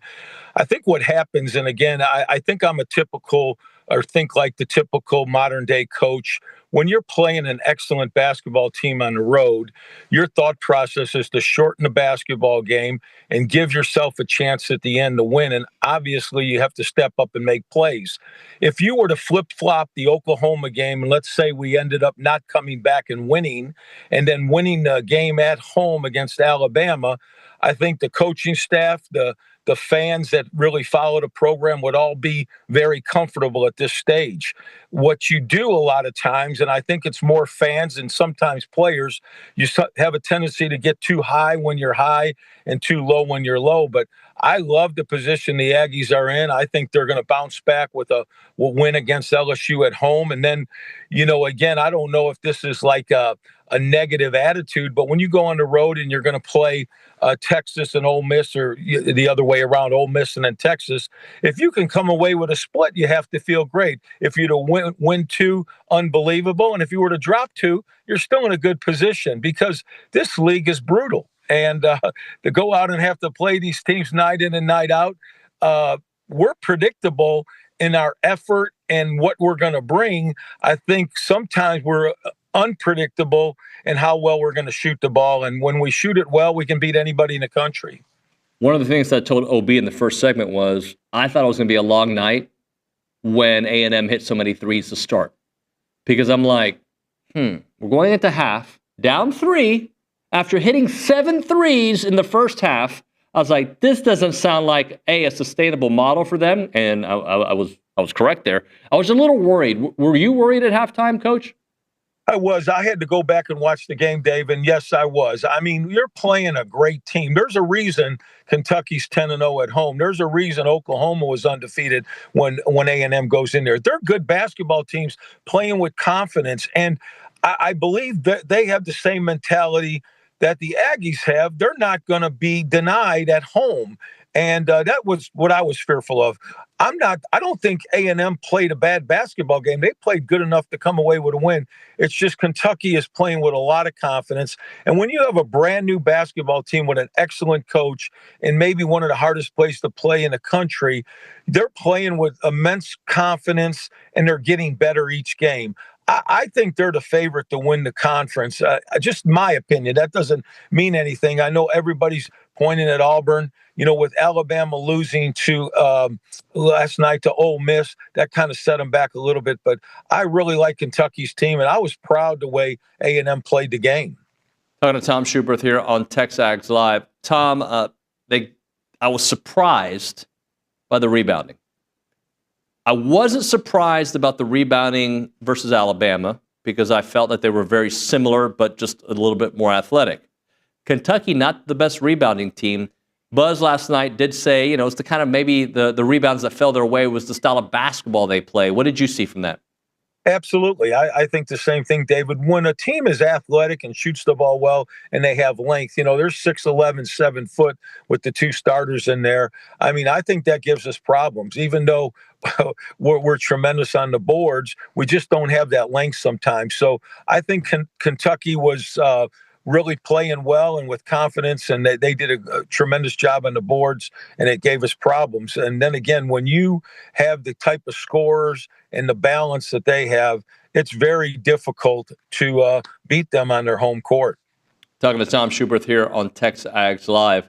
All right, offensively, it's been interesting. The tempo has been so fast these last couple of games, a little bit faster than I think A&M wants to play.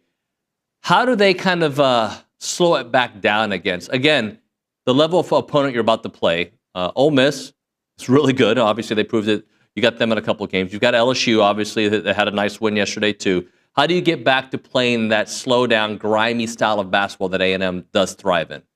Well, I think as soon as Wade Taylor comes back, that'll obviously help the comfortability of the program and to get them back to how they can play. But if Wade is not in the lineup, I think they just have to be selective. A lot of good teams, they play extremes. They try to get a good shot in transition in the first 7 or 8 seconds. If they don't have it, then they'll slow it down and try to get a great shot late in the shot clock with maybe an isolation or a zoom action where you're ball screening, down screening, and ball screening. So I think what has happened to A&M sometimes, and I don't want to use the word panic, but when they weren't able to score in transition or in the early part of the offense, they maybe have taken a quick shot, which again, bad shots ignite the transition for the opposition. And I think you saw that happen a couple times with Kentucky last night. Coach Schuberth, one of the things that I was actually very happy with is I think Manny Obaski looked good. He had 12 points. I think he was 4 of 8, 4 of 9 shooting.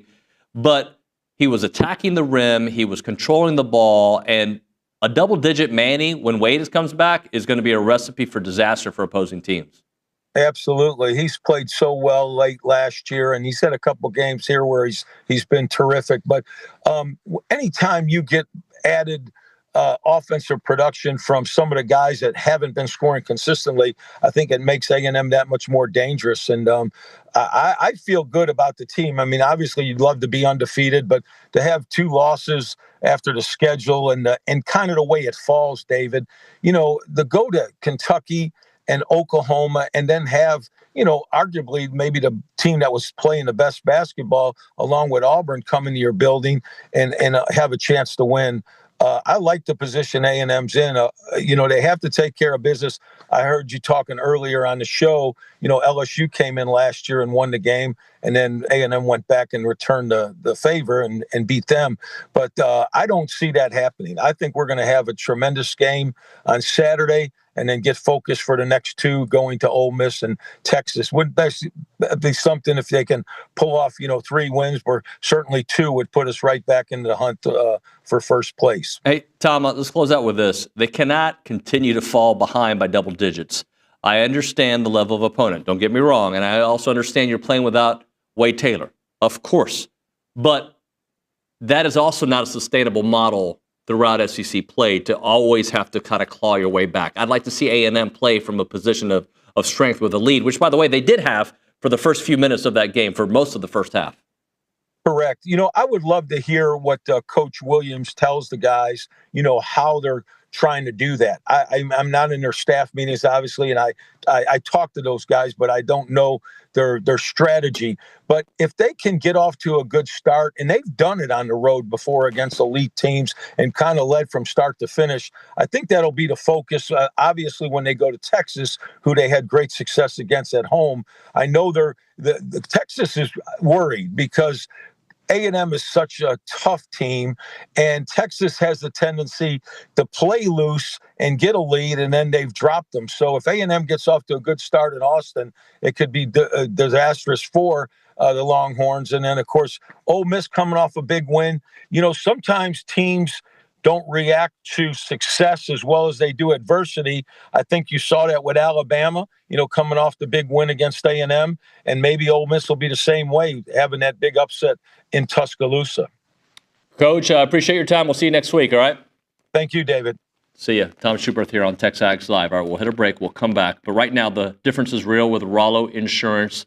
They're an independent insurance company built around educating you on exactly what you're paying for, doing the shopping for you, so that you can accomplish all of your insurance goals. They have 60 offices in the great state of Texas, and they want you to know whatever situation they're in, or you're in, I should say, they're going to take great care of you. And here's one of the scenarios that could happen. You own a family-owned business, brand new employee's mistake, just got somebody seriously hurt. What exactly is going to happen next? Don't gamble with your future, your estate, or your business. Details matter, preparation matters, consultation and education matter. Go to rolloinsurance.com/TexAgs and start a conversation with your own personal insurance agent today. You've got questions, they've got answers. It is Rollo Insurance, rolloinsurance.com/TexAgs.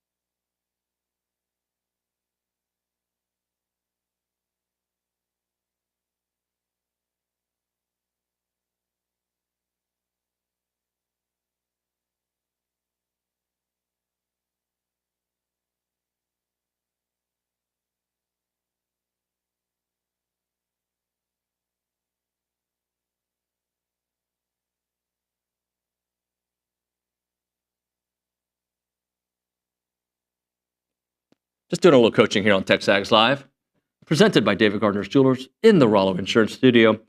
Callie, we've got 43 seconds. We don't have a lot of time, but I want you. But I ask you why, Callie Gardner. Give me just something to think about as we enter the 10 o'clock hour. You know, we have a guy named Brauninger coming on next. Oh, yes. He's been out there making his presence known. What is he doing? Is he yelling? Is he... He was talking to Coach Henry. Yeah. He's talking crap. Is he talking crap? To my dear friend Kay Nagley. Well, that's Kay's stronger than him. That's so true. And Kay's dad is stronger than him too. So that's Steve, so I got you. All right, we'll do this. We will hit a break. I'm sorry for the fake segment right there. When we come back on TexAgs Live, Ryan Brauninger, who's going to be hosting the next couple of days. After that, Pounding the Rock with Luke and Tap. That and more is TexAgs Live.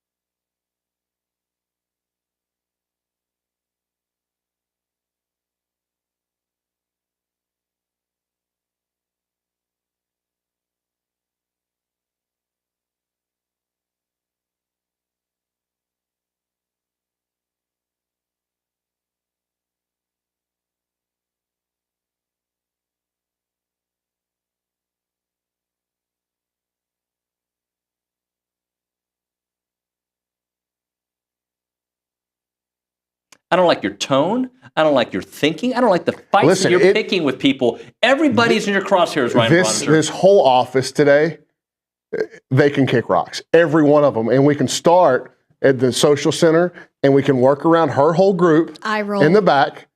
which includes Kay Nagley, Katie Smith, and Alexandra Russell. That's where we're going to start. Megaphone Russell? Oh. Megaphone Russell. The decibel level, as soon as she walks in the door, which is usually about 10:05. Which is usually what we say about you. Well, yes, and I'm not running from that. Like I've always had a loud voice. Boisterous voice. I've coached for so long, and so it's been useful. But for Allie, I can't find a reason why she would need to be so in your face and shrill. She just talks. She's an excited human being. Mm-hmm. But you're picking fights with everybody. I've noticed. I have a strained oblique, and one of the reason why I have a strained oblique is because I'm out of shape and I'm getting old, and it's a big reality that hit. I was coughing, and I strained my oblique while coughing. Sorry, that's funny. So I've been dealing with some pain this week, and then when I come here and with a new crop of interns, everybody's got their comedy routine, including the girls in the back. The new interns are doing it too? No. But everybody, like the full-time employees, have their stand-up routine that they got to run by the new people. So, I tried to fire back, but I felt like everybody was coming after me today. So I just feel like you've been coming after people, and I just you came after me the other day. You go after Billy a lot. Me and Billy go back and forth all the time. You took something very personal, and we were just having a spirited discussion about some of the greatest centers in basketball history. And you stood on a pedestal and didn't want to listen to reason about another side of the argument because you were dead set that Hakeem Olajuwon had to be the best ever. Yeah, he is. And he's one of the best. By the way, Johnny Manziel's the best quarterback ever. I don't care. I'm an Aggie. I pick what I want, and I pick that. Okay, so we can't even have a nuanced discussion or be pragmatic about this. Hey, you know what? I'm going to do something that Olin would do. Until you've been on the side of the court with Hakeem Olajuwon, all right, and seen him at the highest level in person and had a conversation with him, until then, you cannot argue. Just like I can't argue with you about recruits. I've got to... I'm kind of kidding, by the way. I've got to host the next 2 days with Olin in here, and my last 2 times when I hosted with Olin... X-rated. He had back-to-back days with all-time... Jokes. Yep. So I need to keep some of that, kind of contained and for him to, the next 2 days, because I'm hoping that maybe he says something while I'm on air with him that gets me fired for at least a week. And then you come back. Because I'm going to go on a vacation. Right. By the way, this is Recruiting Country. Believe it or not, it really is 4 minutes into the segment, presented by American Momentum Bank. Thank you to American Momentum Bank for sponsoring this segment. Allie just texted me, purr. P-U-R-R. Isn't that purr, right? That's what you do? Purr. Yeah, that'll be clipped and sent around. Oh my gosh. I'm not going to say Fluff me. He said it, not me. So yesterday, I don't know if fireworks is the way to phrase it, but we had some news that I did not expect coming. And A&M going back into the portal, adding a wide receiver. Just some thoughts on how we got there, Bronny. Yeah, so Jonah Wilson's a kid originally out of Spring Decaney High School. Was committed, I believe, to Texas for a little bit, and then ended up signing with U of H. And I saw him 2 or 3 times in high school in game action, and then I saw him quite a bit in camp. Always been a big physical kid, 6'3", 205 pounds, and he plays that way. He plays like a big outside receiver. Was very gifted in down-the-field scenarios, contested catch scenarios as a high schooler. Career at U of H got a little bit derailed, obviously a coaching change, and then some injuries kind of derailed his start at U of H. But will come to A&M with 3 years left. And look, I think a lot of folks, when he went into the portal, Nebraska was a very popular pick about where he was going to land. I think Nebraska had made a pretty big push there. And kind of quietly, I believe about the time Noah Thomas decided that he was going to go to Georgia, obviously A&M was looking for a transfer portal wide receiver, and they weren't real sure how they were going to fill that role if they could in this portal window.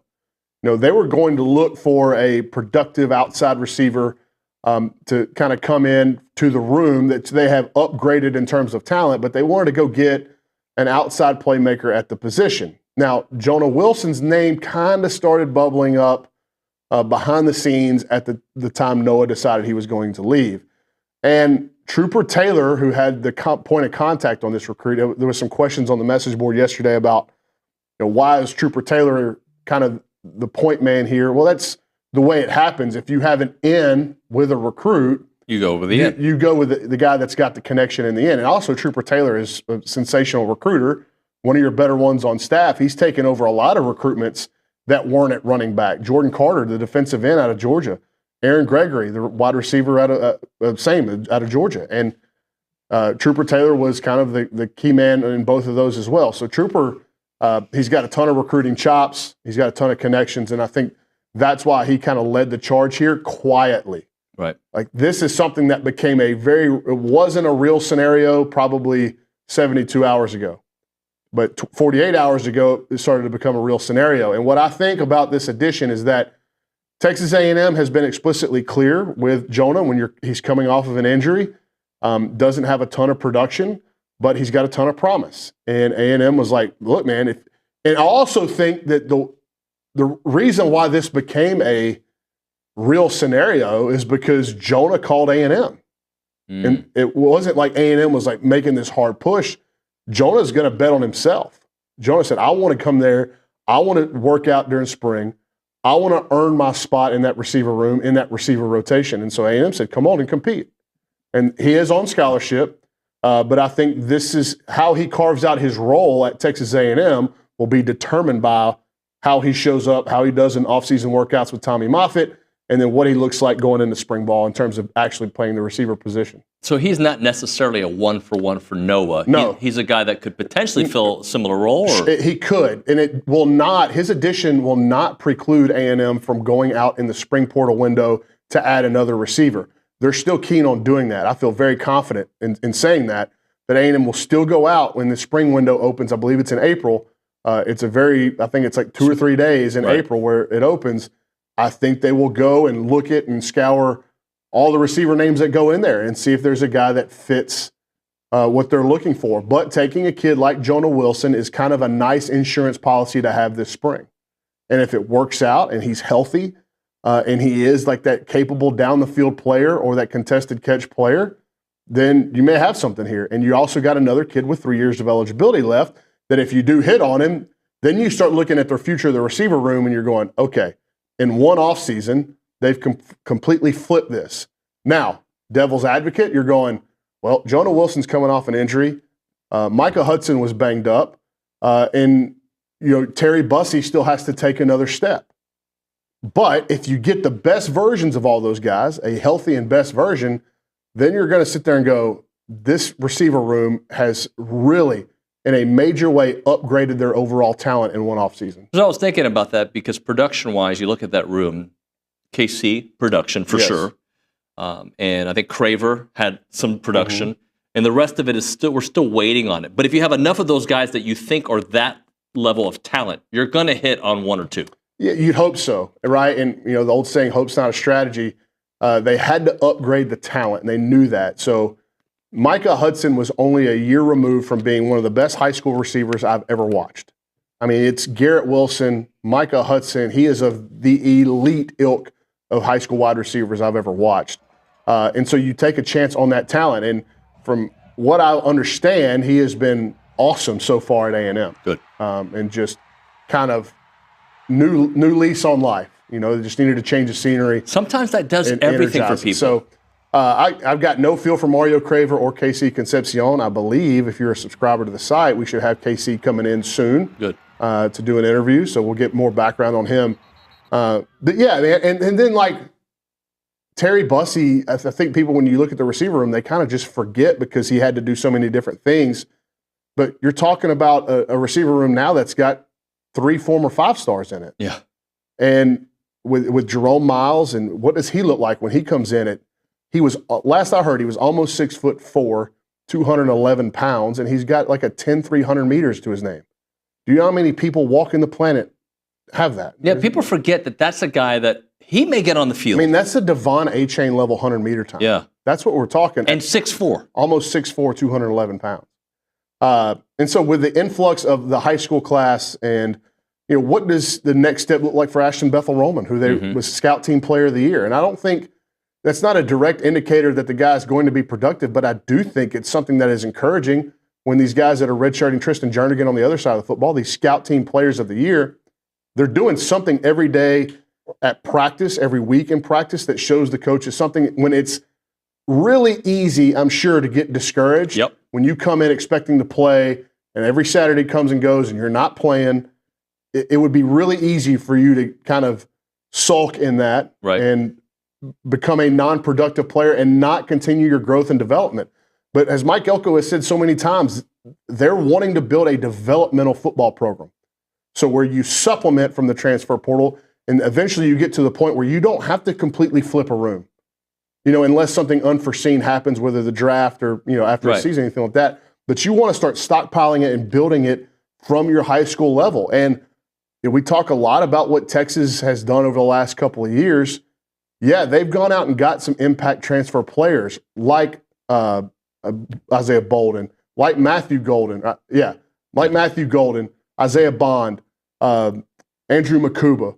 Those are impact. And like Quinn was a semester at Ohio State. It's hard for me to say he's fully a transfer. He's been there for so long. He was also initially going to go to Texas anyway. So. Yes. But if you look at their entire offensive line, which was outstanding over the last 2 years, they're all homegrown players. Yeah. And 4 of the 5 were not super highly regarded kids as recruits. If you look at Vernon Broughton, if you look at Alfred Collins on their defensive line, if you look at Barron Sorrell, what do they all have in common? They're old. They're high school signees that have been developed. I still think that is the pathway. If you look what Georgia puts on the field, it's a lot of high school guys. Yep. So it's encouraging that they've been able to flip the room and at positions of need. You look at tight end, you look at wide receiver. I still think they need another one at defensive tackle. But the goal is to get this place to where you don't have to go flip rooms. You go supplement rooms instead. Well, they've had to flip the wide receiver room for good reason, right? They needed to. So what's left? Portal, this window is coming close to being over. Yeah, ad drop is on Friday. Yeah. Last day to ad drop is on Friday. Is that correct, Callie? We have some interns in here that are students. Last day to ad drop, I believe, is Friday. Yeah, Friday. Another interesting thing that we haven't talked about in terms of what next year's roster looks like is we still haven't gotten an announcement from Trey Zune that he's entering the draft, and I think today's the last day to declare. Okay. I could be wrong on that date, but fact check me on it. I think today's the last day to announce you're entering the NFL draft.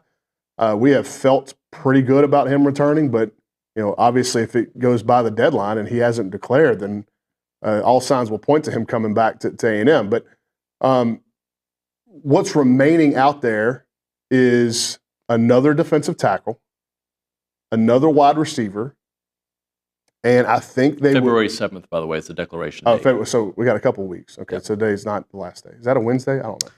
Anyway, but all these guys, if you haven't declared yet, you're back in school. So that ad drop date may be important for guys that are looking to declare. And that's not just Trey. There are other Demetrius Crownover, Ruben Fothery, those guys that could go, make declarations for the draft. So remind me, what are the rules for players from Ohio State and Notre Dame? Because they have 5 days to go in after. But I don't know how that works with the academic calendar. Right. Because they're going to play the game on Monday. A&M, I'm sure a lot of schools' last day to ad drop is going to be Friday. Do they make special exemptions for these kids that are going to enroll that late? If they are, then obviously you still keep an eye on what happens in this final game on Monday and then the fallout from that in terms of kids from Ohio State and Notre Dame going into the portal. Again, A&M's pretty specific in what they're looking for at defensive tackle and wide receiver. I would imagine, I'm like 90% sure that's going to go into the spring window unless a guy they really like from one of these final 2 teams goes in and they're able to land him. But I also think you go into that spring portal window after watching your team work out and do a little bit of football stuff. Is there another position where you go, man, we probably need one more there? And so I would not close the door in the second window on not even a best available, but an addition at a position of need that was kind of a new thought as a position of need. So what do you think that is? I don't know. Is it defensive line? No. I think you're missing what I'm saying is coaches are going to watch these kids work out, right? Yep.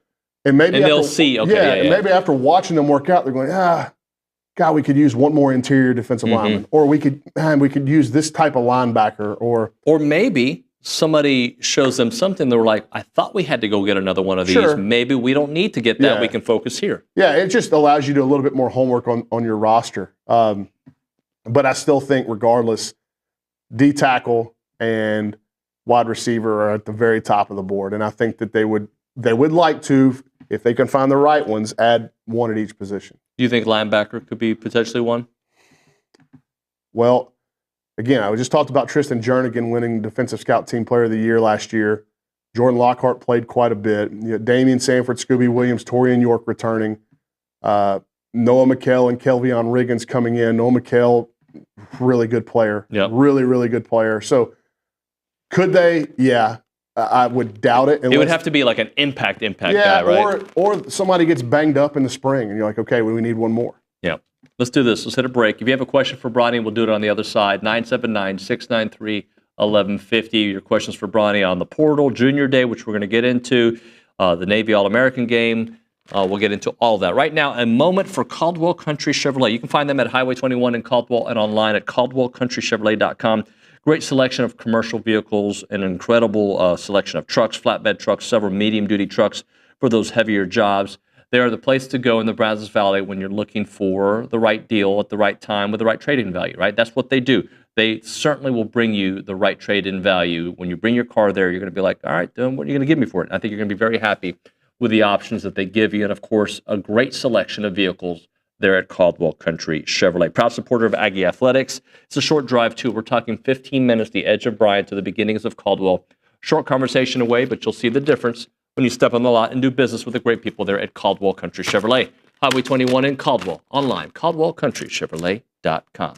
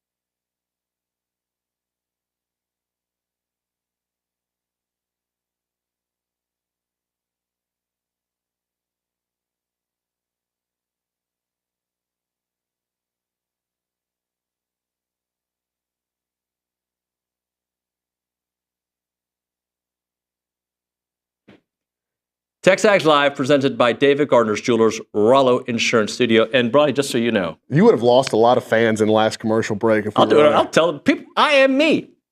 What did I say that was so like? No, I don't have fans. Yes, you do. I have friends. You know, we actually took we haven't taken like a straw poll or anything. We were talking about it in the back earlier. If we put up a poll on TexAgs, either on the site or social medias, said, who's your favorite TexAgs personality? Olin wins. By a landslide. It's not even close. Everywhere I go, people are like, I want to meet OB. Like, I just want to meet OB. And I'm like, you really ain't nothing that special. I think he's great. I love OB. I love him. OB wins. Billy's second. I'm last. Oh, is that self-deprecating? No, because you know what? Because I am not relatable, Bronny. We just proved that in the last segment. I go to bed at 9. I wake up early. I track my macronutrients. I'm not a relatable human being, and I'm totally fine with it. This feels like a trauma dump. Like, just being honest, I am who I am. I don't drink alcohol. Right? I try not to cuss. I try. Really? Yeah. I try. How's that going? Because you were on in the break about self-discipline. No, you asked me. No. I think so. You said that you're more self-disciplined because you get up early and work out. You and Nick were on Is that what I said? No, I think he inferred that. Was the comparison y'all made. Y'all said y'all are self-disciplined and you've done more work by 7:15 in the morning than half the world. Yeah, that's true. That's a fact. Okay. So I said my counterpoint to that was it doesn't matter what time you wake up to go to the gym, and it matters what kind of work you do when you get there. So if you're just in there at 5 a.m. checking the box, and I'm in there at 3 p.m. getting after it, keep going. I'm more self-disciplined. Actually, this is where you're wrong. Are you familiar with Kobe Bryant? Yeah. Kobe Bryant by noon had already worked out twice. By 4 o'clock had worked out. It's not about the time on the clock. It's about the intent with which you work out. Hold on. If I work out in the morning, and we're going to get to recruiting country, I promise. If I work out in the morning, and then I work out again at lunch, and oh, by the way, I do it again at night, I beat everyone. I won. Game's over. Knockout. Maybe. Mike Depends Tyson. on how hard you worked out. I work out very hard. Okay. That is more important than how many times you did it or what time you did it at. I think it's a mindset. A championship mindset starts early. That's your opinion. I don't like that he went to Texas, but Admiral McRaven, first thing in the day, make your bed. You start the day with a win. So if you wake up at 5 and go to bed at 7:30, I don't go to bed. And I wake up at 7:30 and go to bed at 9:30, we're both awake for the same amount of hours about what you do with them when you're awake. Yeah. You want to compare? No. I'm just saying. I'm just saying, if if you have that championship mindset, I think it follows you throughout the day. It is not like you just do it at 5 a.m. and then it's over. I'm done. I agree with that. Fist pound. Oh, game over. So, I'm sorry, I didn't mean to derail the segment. Brought to you by American Momentum Bank, by the way. Oh, we did get a new sponsor. We did, and I'm going to read the copy. I got some copy. Recruiting Country, brought to you by American Momentum Bank, the only privately owned bank headquartered in Bryan, College Station. American Momentum Bank is committed to helping our community prosper by offering you a wide array of personal and business banking solutions specifically designed to help build financial success with confidence and momentum on your side. First time read. Nice job. Thank you. What's your favorite Bluebell flavor? I believe they have dulce de leche. I believe they do. If not, HEB does, but I believe it. We have somebody in here that should know. I'm not sure actually. I think they have dulce de leche. Happy Tracks. Happy Tracks? Happy Tracks. Rocky Whenever Road. I could eat whatever I wanted, Happy Tracks was like we would come home after being out for a little while, and you'd put the entire pint in the microwave for like 3 to 6 seconds and just get it a little melted. I like a little melt. Yeah. Oh, yeah. So, look, we're going to have to go long because I cannot, there's at least 9 people that are like, dude, I wanted recruiting information. You guys are talking about waking up early. So we're going to go a little bit long, Bronny. Subscribe to the site. All this information's on the website. But what if they already subscribed to the site and they woke up early and worked out with me? What if?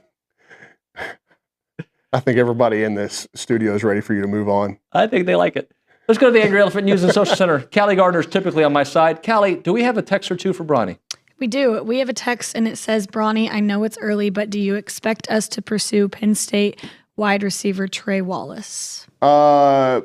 Potentially. I haven't heard the name yet, but he was obviously their number one guy.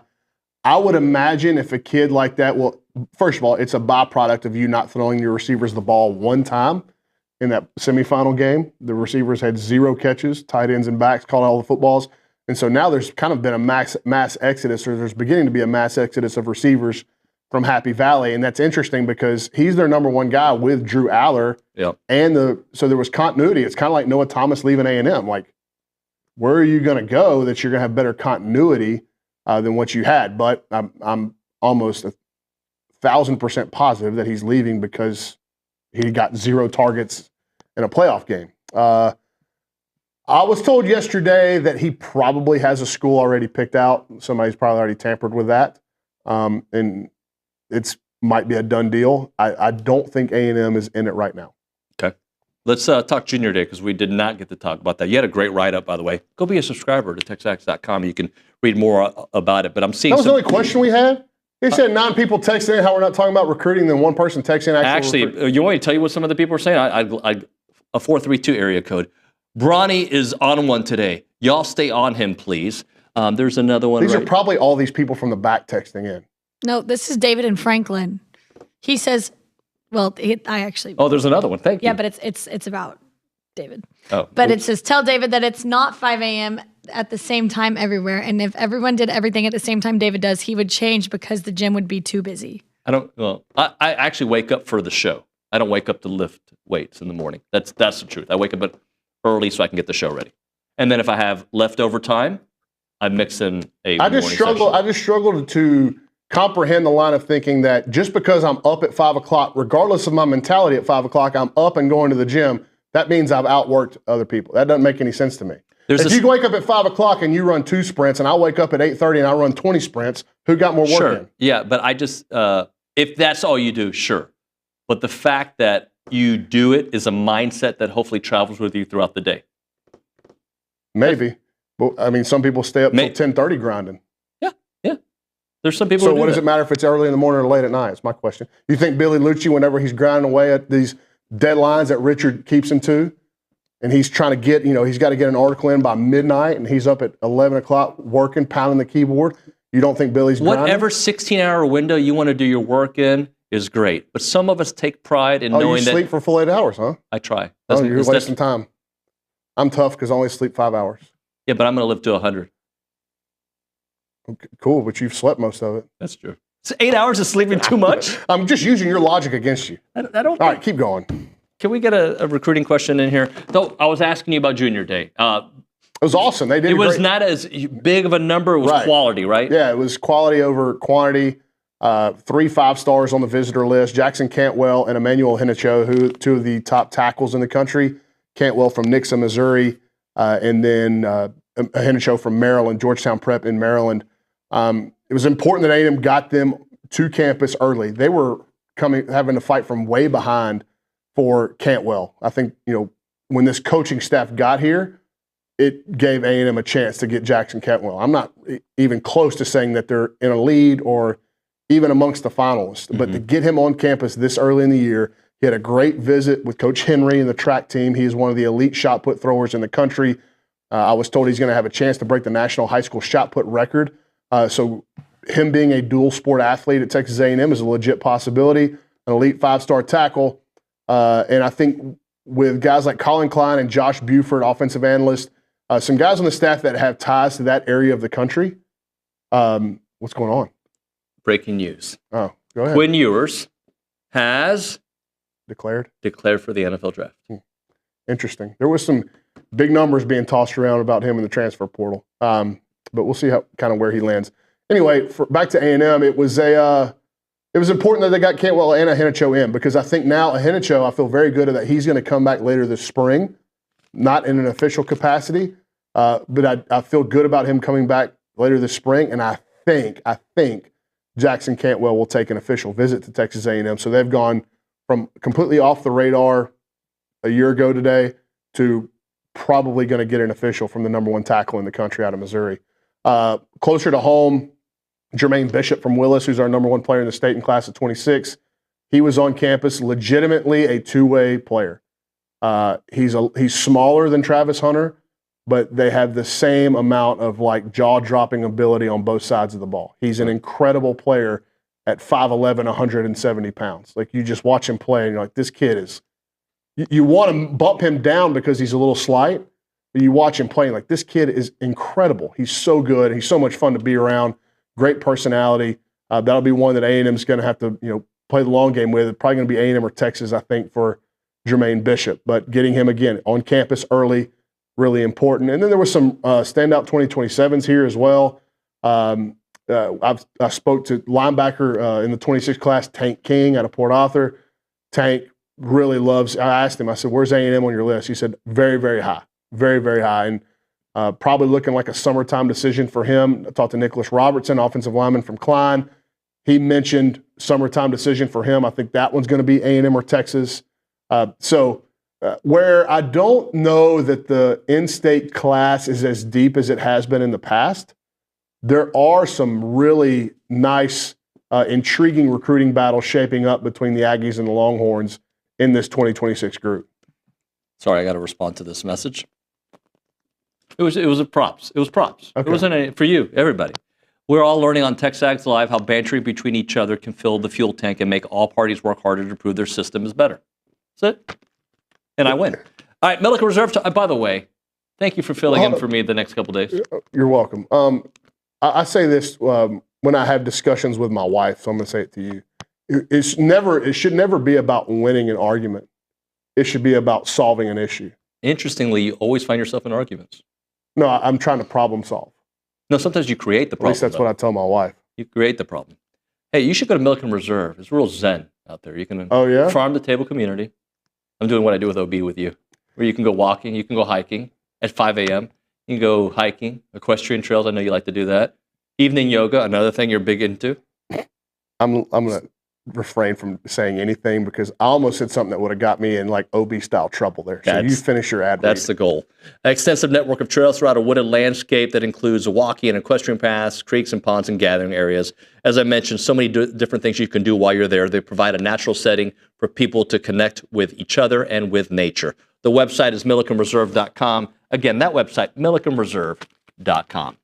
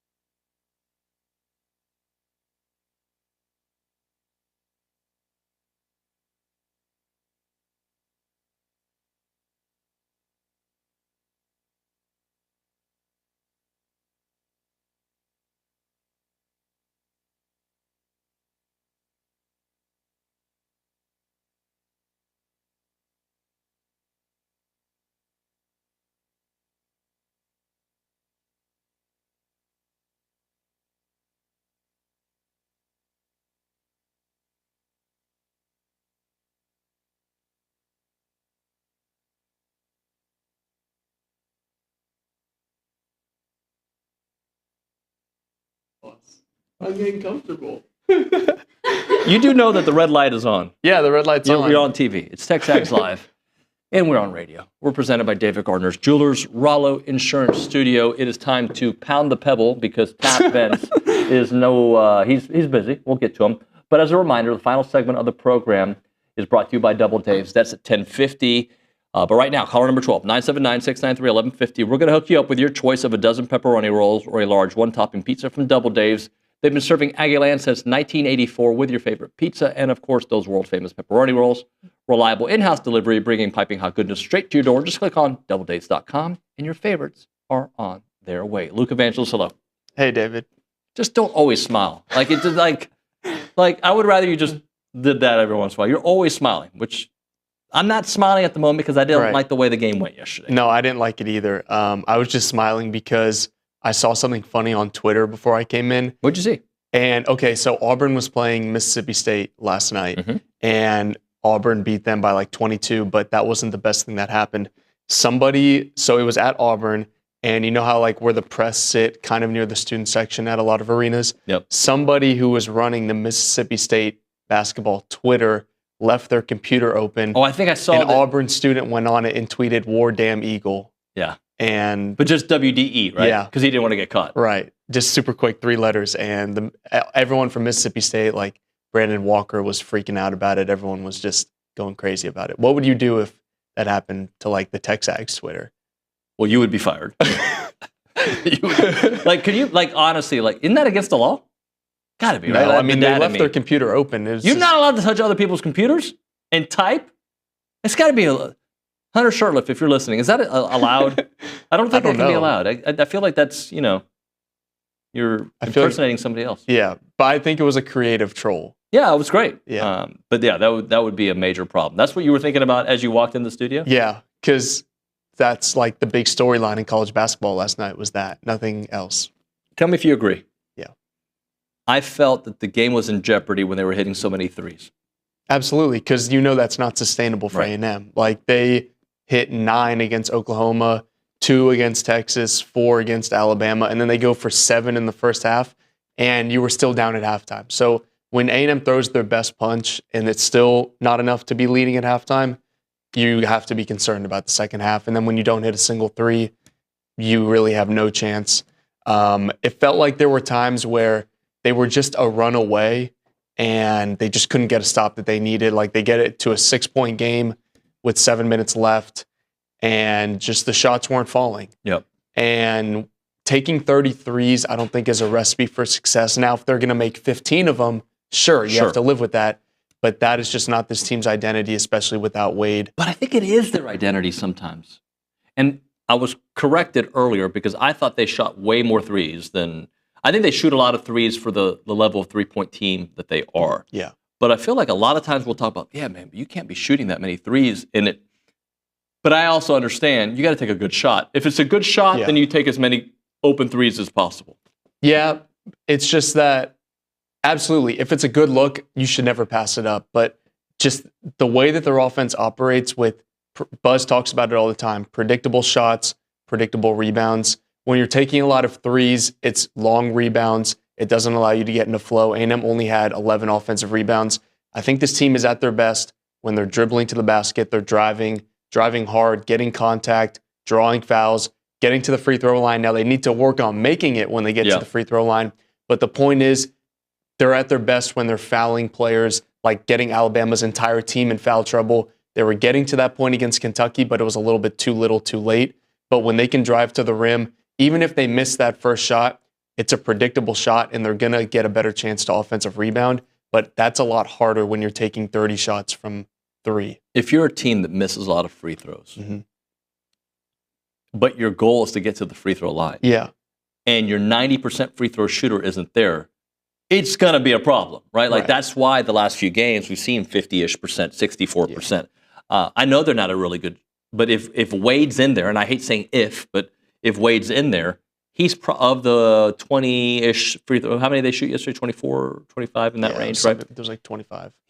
He's probably going to get 7 to 8 of those, right? Yeah. And I'm going to bank on him going 7 of 8 or 8 of 8 in that situation. Yeah, it's just a simple math game. And I know it's free throws. These kids have been shooting free throws since they probably first touched a basketball, but the numbers don't lie of what a team is and what a player is specifically. A&M as a team, even with Wade Taylor, they're a good enough free throw shooting team. They're average. Now, if they were operating at the level they used to a couple of years ago, 2 years ago, remember specifically, they were one of the best free throw shooting teams in the country. And that's when you saw that style really imposing on teams, even though they weren't the most talented. They were beating you by just simply getting to the line more than you getting 30 free throw attempts a game, and they were going to make 25 more often than not. So that strategy is hard to work when you're missing your best free throw shooter, but that's not to say that players can't change. Pharrell Payne is shooting like 20% better in his last 9 games than he was in his first 8 games. He was 5 of 8 yesterday. I didn't have a problem he's with that. not the problem anymore. Right. It is other players who there needs to be room for improvement, and that is just simply who's going to get in the gym and knock down 100 free throws, heck, 1,000 free throws before they play their next game. It's just simply repetition, and you have to hope that being back home against LSU, getting some of that normal rest in because they did just play 3 games in 6 days, hopefully they're able to reset, get a couple days under their feet in good practice, and just get back to the line. It's just simply a mental thing that they're not executing right now. I'm actually looking at folks' free throw shooting from yesterday. Collectively, it looks bad, 16-20. Not that it's terrible. It's the game prior was terrible. But when you go down the list, it's really not that bad. Solo was 1 of 2. Zurich was 3 of 4. Hayden was 2 of 2. Manny was 2 of 4. I'd like to have 1 more for Manny, right? 5 of 8 for Pharrell Payne. I'll take that from Pharrell Payne. You have to take that from him, Anderson Garcia, 3 of 5. I mean, sure, he's capable of 4 or 5, but that's not too bad for him. And that was it. Those are the only guys that went to the line in that game. I don't know if concern's the right way of phrasing it, but I'm waiting for an Andy Garcia 9, 10, 11 rebound game. Absolutely. That's what he was making his money on last year. He was the best rebounder in the country, or sorry, not in the country, in the SEC. Definitive, that was a fact. No one was better than him. And he had a case for being one of the best undersized rebounders in the country. It just seems like he's struggling to find his game a little bit. I think that has to do a lot with how much Pharrell Payne is playing. That's pushed him outside. Less chances for him to rebound and get his game going. But he's still doing the little things right. He's getting to the foul line. I know he's 3 for 5, but he really hasn't been scoring all that well. He actually scored from the field last night, which you hadn't seen him do in a long time. And he's drawing charges. He's playing a little bit back to form, back to where we know he can play, but compared to where he was to start SEC play, but it's still not at the level that you know he can play at. And it's just like without Wade Taylor, you kind of need, there's just a lot less margin for error right now without Wade Taylor, and you need other players to kind of pick up that slack. And if you can get him going, even if it's not scoring and it's just creating extra possessions, that's going to be a huge bonus for A&M. Well, then I'm looking at the stat line, and typically you get 8 and 5 from Henry. You didn't get much from Henry at all yesterday. And again, we talked about there's got to be a third offensive threat. Zurich Phelps, who scored a lot of points, but I mean he was so inefficient from the 3-point line. He was 2 of 9. Yeah.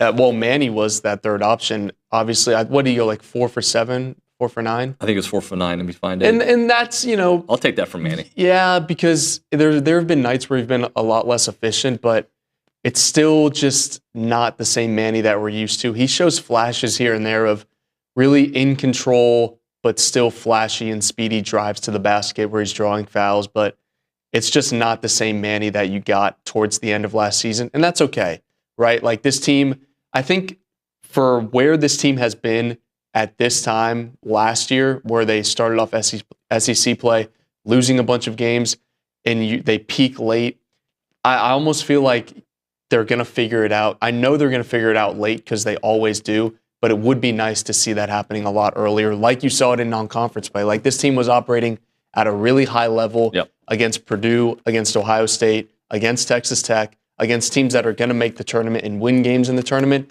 And if you take the best player off any team in the country, a lot of teams are going to suffer. And it just feels like without Wade Taylor, the offense struggles to get in sync. Manny's having to handle the ball a lot more, which that's not really his strength. Zurich Phelps is having to handle the ball a lot more and go to the line a lot more. And when he's shooting free throws as opposed to Wade Taylor, it's just hard to get in rhythm like that. I was actually surprised by this number. We need to hit a break here, but A&M shot 3 more 3-point attempts than Kentucky. Yeah.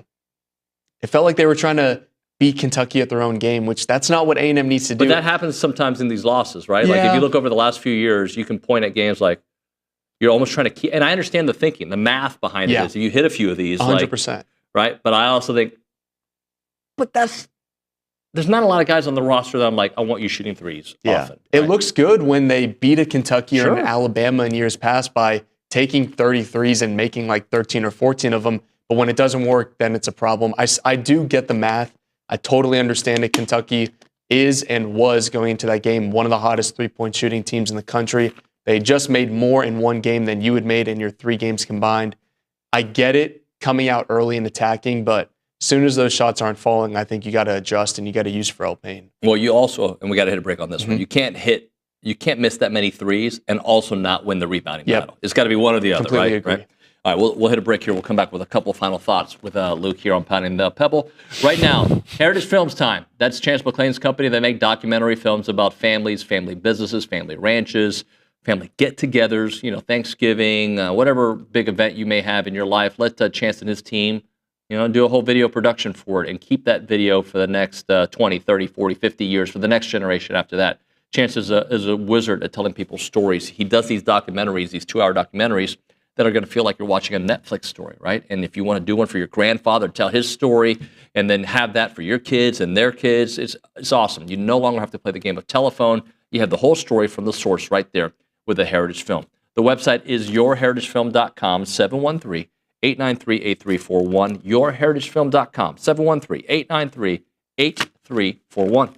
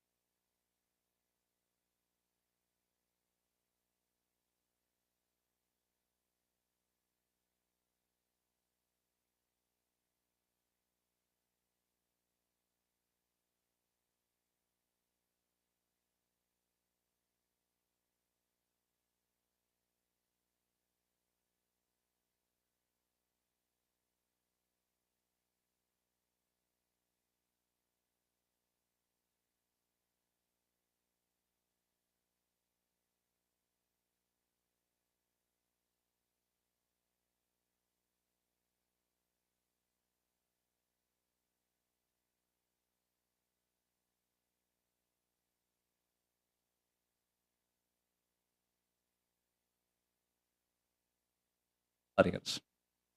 TexAgs Live, presented by David Gardner's Jewelers Rollo Insurance Studio, Pounding the Rock with Luke Evangelist. Luke, we were just talking about tryhards. Yeah. And we were making fun of me for a moment. And then you kind of gave I don't know how we got, book reading, and we ended up with the A.J. Brown story. Remind the audience what happened with A.J. Brown. Yeah, this was another thing I saw on Twitter. Good things come to those who tweet. And or X. Yeah, or X. X is actually a drug, so don't X. Yeah, exactly. It was in the Eagles game, there was that shot of A.J. Brown reading that book on the sidelines, and then it was when he was struggling, he read the book, was seen reading pages in it. What book is it? I don't know the name, but it's a light blue cover, but it's like trending all over Amazon right now.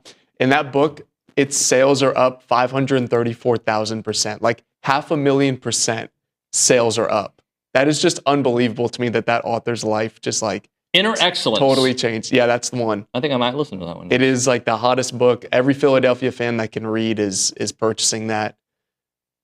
It's crazy. Did you see that Philadelphia fan? I'm glad he got fired. That's ridiculous. Oh, he got fired from his job, Yeah, he got fired from his job. I think he just needs to get... Sports are just never that serious. I'm sorry, but like... Call a woman a bad name because she's rooting for another team? Let's be so for real here. Sports are... Maybe it's the Aggie in me, but if I was cursing out, first of all, a woman, if anything, or like a human being, but like you should never be saying anything like that to a woman. The fact that that's like just, you know what I'm more mad about? Bad. It's just I'm so more mad bad. at there wasn't a man sitting in that audience that didn't put that guy in a rear naked choke. There are two things about that. I think an Eagles fan absolutely like somebody should have stepped up and said that's just not right. But like if you're the Packers fan in your situation, no one should ever be saying that about my wife. But if you like try and fight that guy, you're gonna get killed by Eagles fans around you. It's just a bad situation that... You go tell somebody. All right, hey, so you said for real. For real. Pharrell. Yes, great segment. I have nothing to say other than he's been playing well. Yeah. And I still think they need a third scorer, and they need to be more efficient, and they're going to have to do that against an LSU team that is surprising some folks. Yeah, I mean, well, there is nothing more efficient than someone who's shooting 91.4% from the field in his last 6 games against Power 5 opponents. And Pharrell Payne is the most efficient player technically in all of Division I right now. So they should be utilizing him more. But on LSU, yeah, I watched that game against Arkansas.